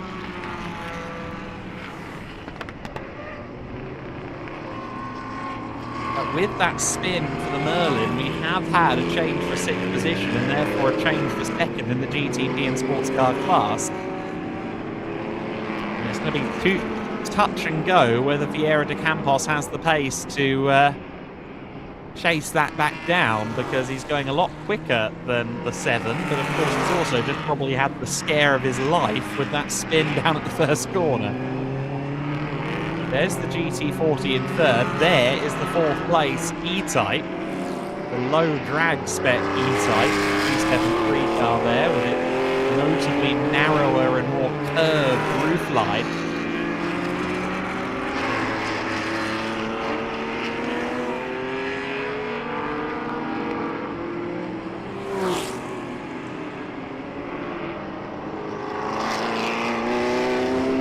For the Datsun 240Z as well. They're falling like flies here in the last phase of this race.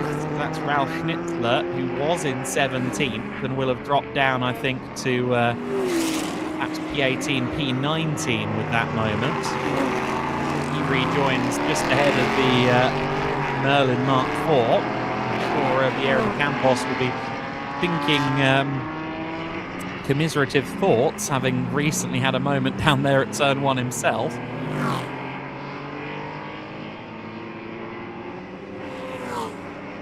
The gap between himself and Afoito in the Lotus 7 for second in class is 16 seconds, and I think potentially Vieira has run out of time to do anything about that.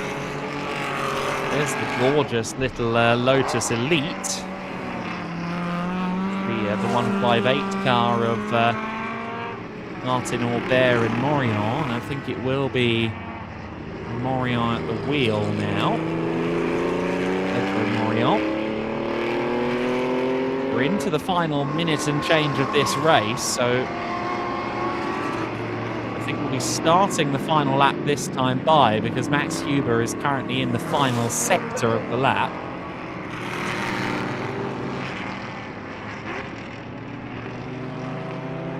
Huber has, rather as one may expect, dominated this race. He crosses the line to start the final lap, and straight line speed on the Cobra is just a little bit too much fun, isn't it? I'd love to know what the speed trap is on that car relative to the GT4s at the end of that straight. I guarantee you it's not far away. If anything, I'd put some amount of money that it's quicker.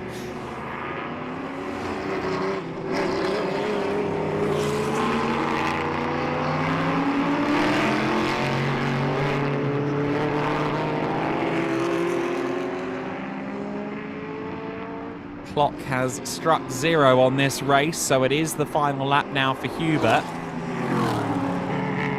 Doesn't look likely that we're going to see any further changes here, although Lima is not exactly comfortable with Laurent Jaspers only 3 seconds behind. I don't think Jaspers has the pace to make that work, though.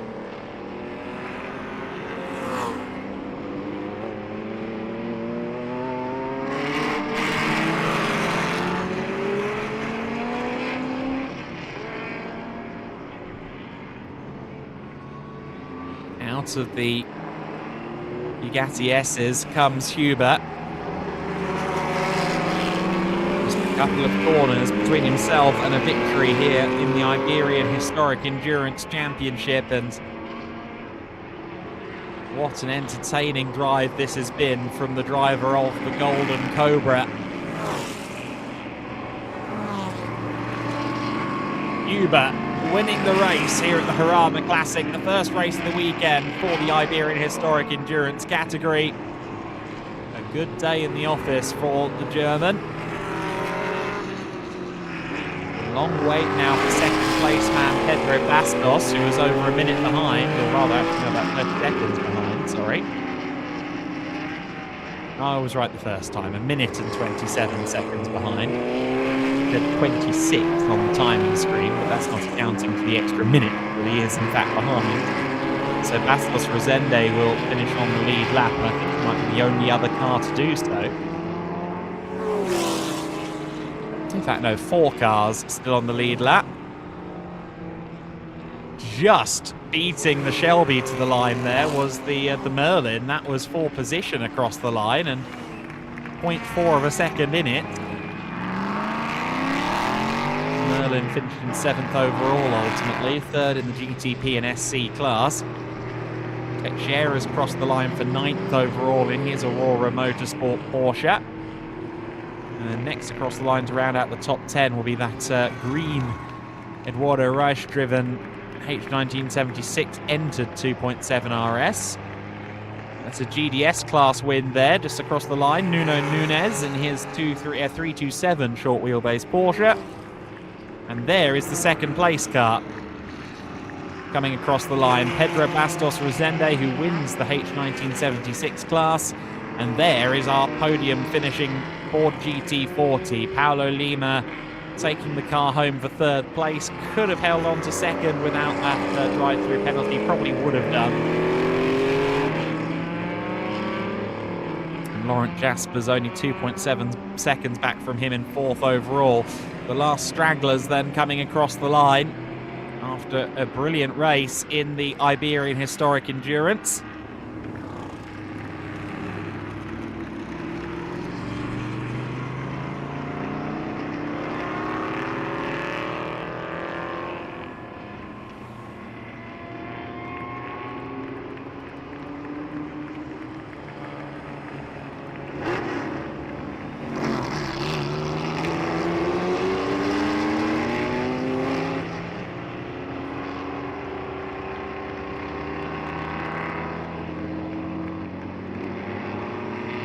I think our drivers can hold their heads up high after a great race.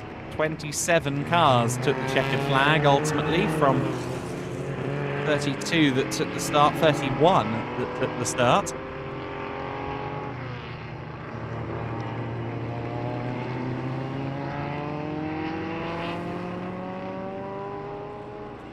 And that is a great way to wrap up Saturday here at the Jarama Classic. There'll be some VIP laps from the BMW M España crew, but that is it for racing activity.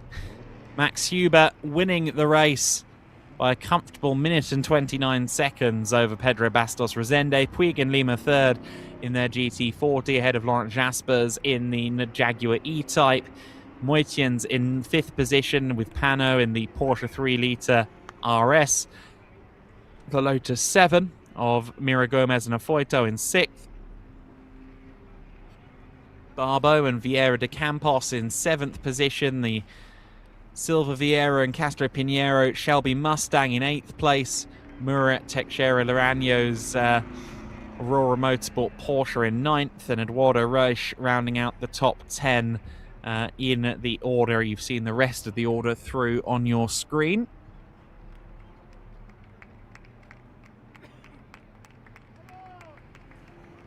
And so the celebrations will begin for the Iberian Historic Endurance crew, but they shouldn't celebrate too hard because they will be back with us tomorrow morning for yet more racing. And indeed, from the perspective of live stream, certainly here on the English coverage, we'll be with you all day, starting at 10:10 local time with the Carrera 80s and the Group 1 Portugal cars. I think we'll be going live around 10:05 in the morning in the Central European time, España. That will be a really good start to the day. Lots of action from 3 different historic series, as well as the single-seaters and the Iberian supercars to bring you here from Jarama on Sunday. For now, though, we wish you a good evening, and we look forward to seeing you again for more action from the 2026 Jarama Classic.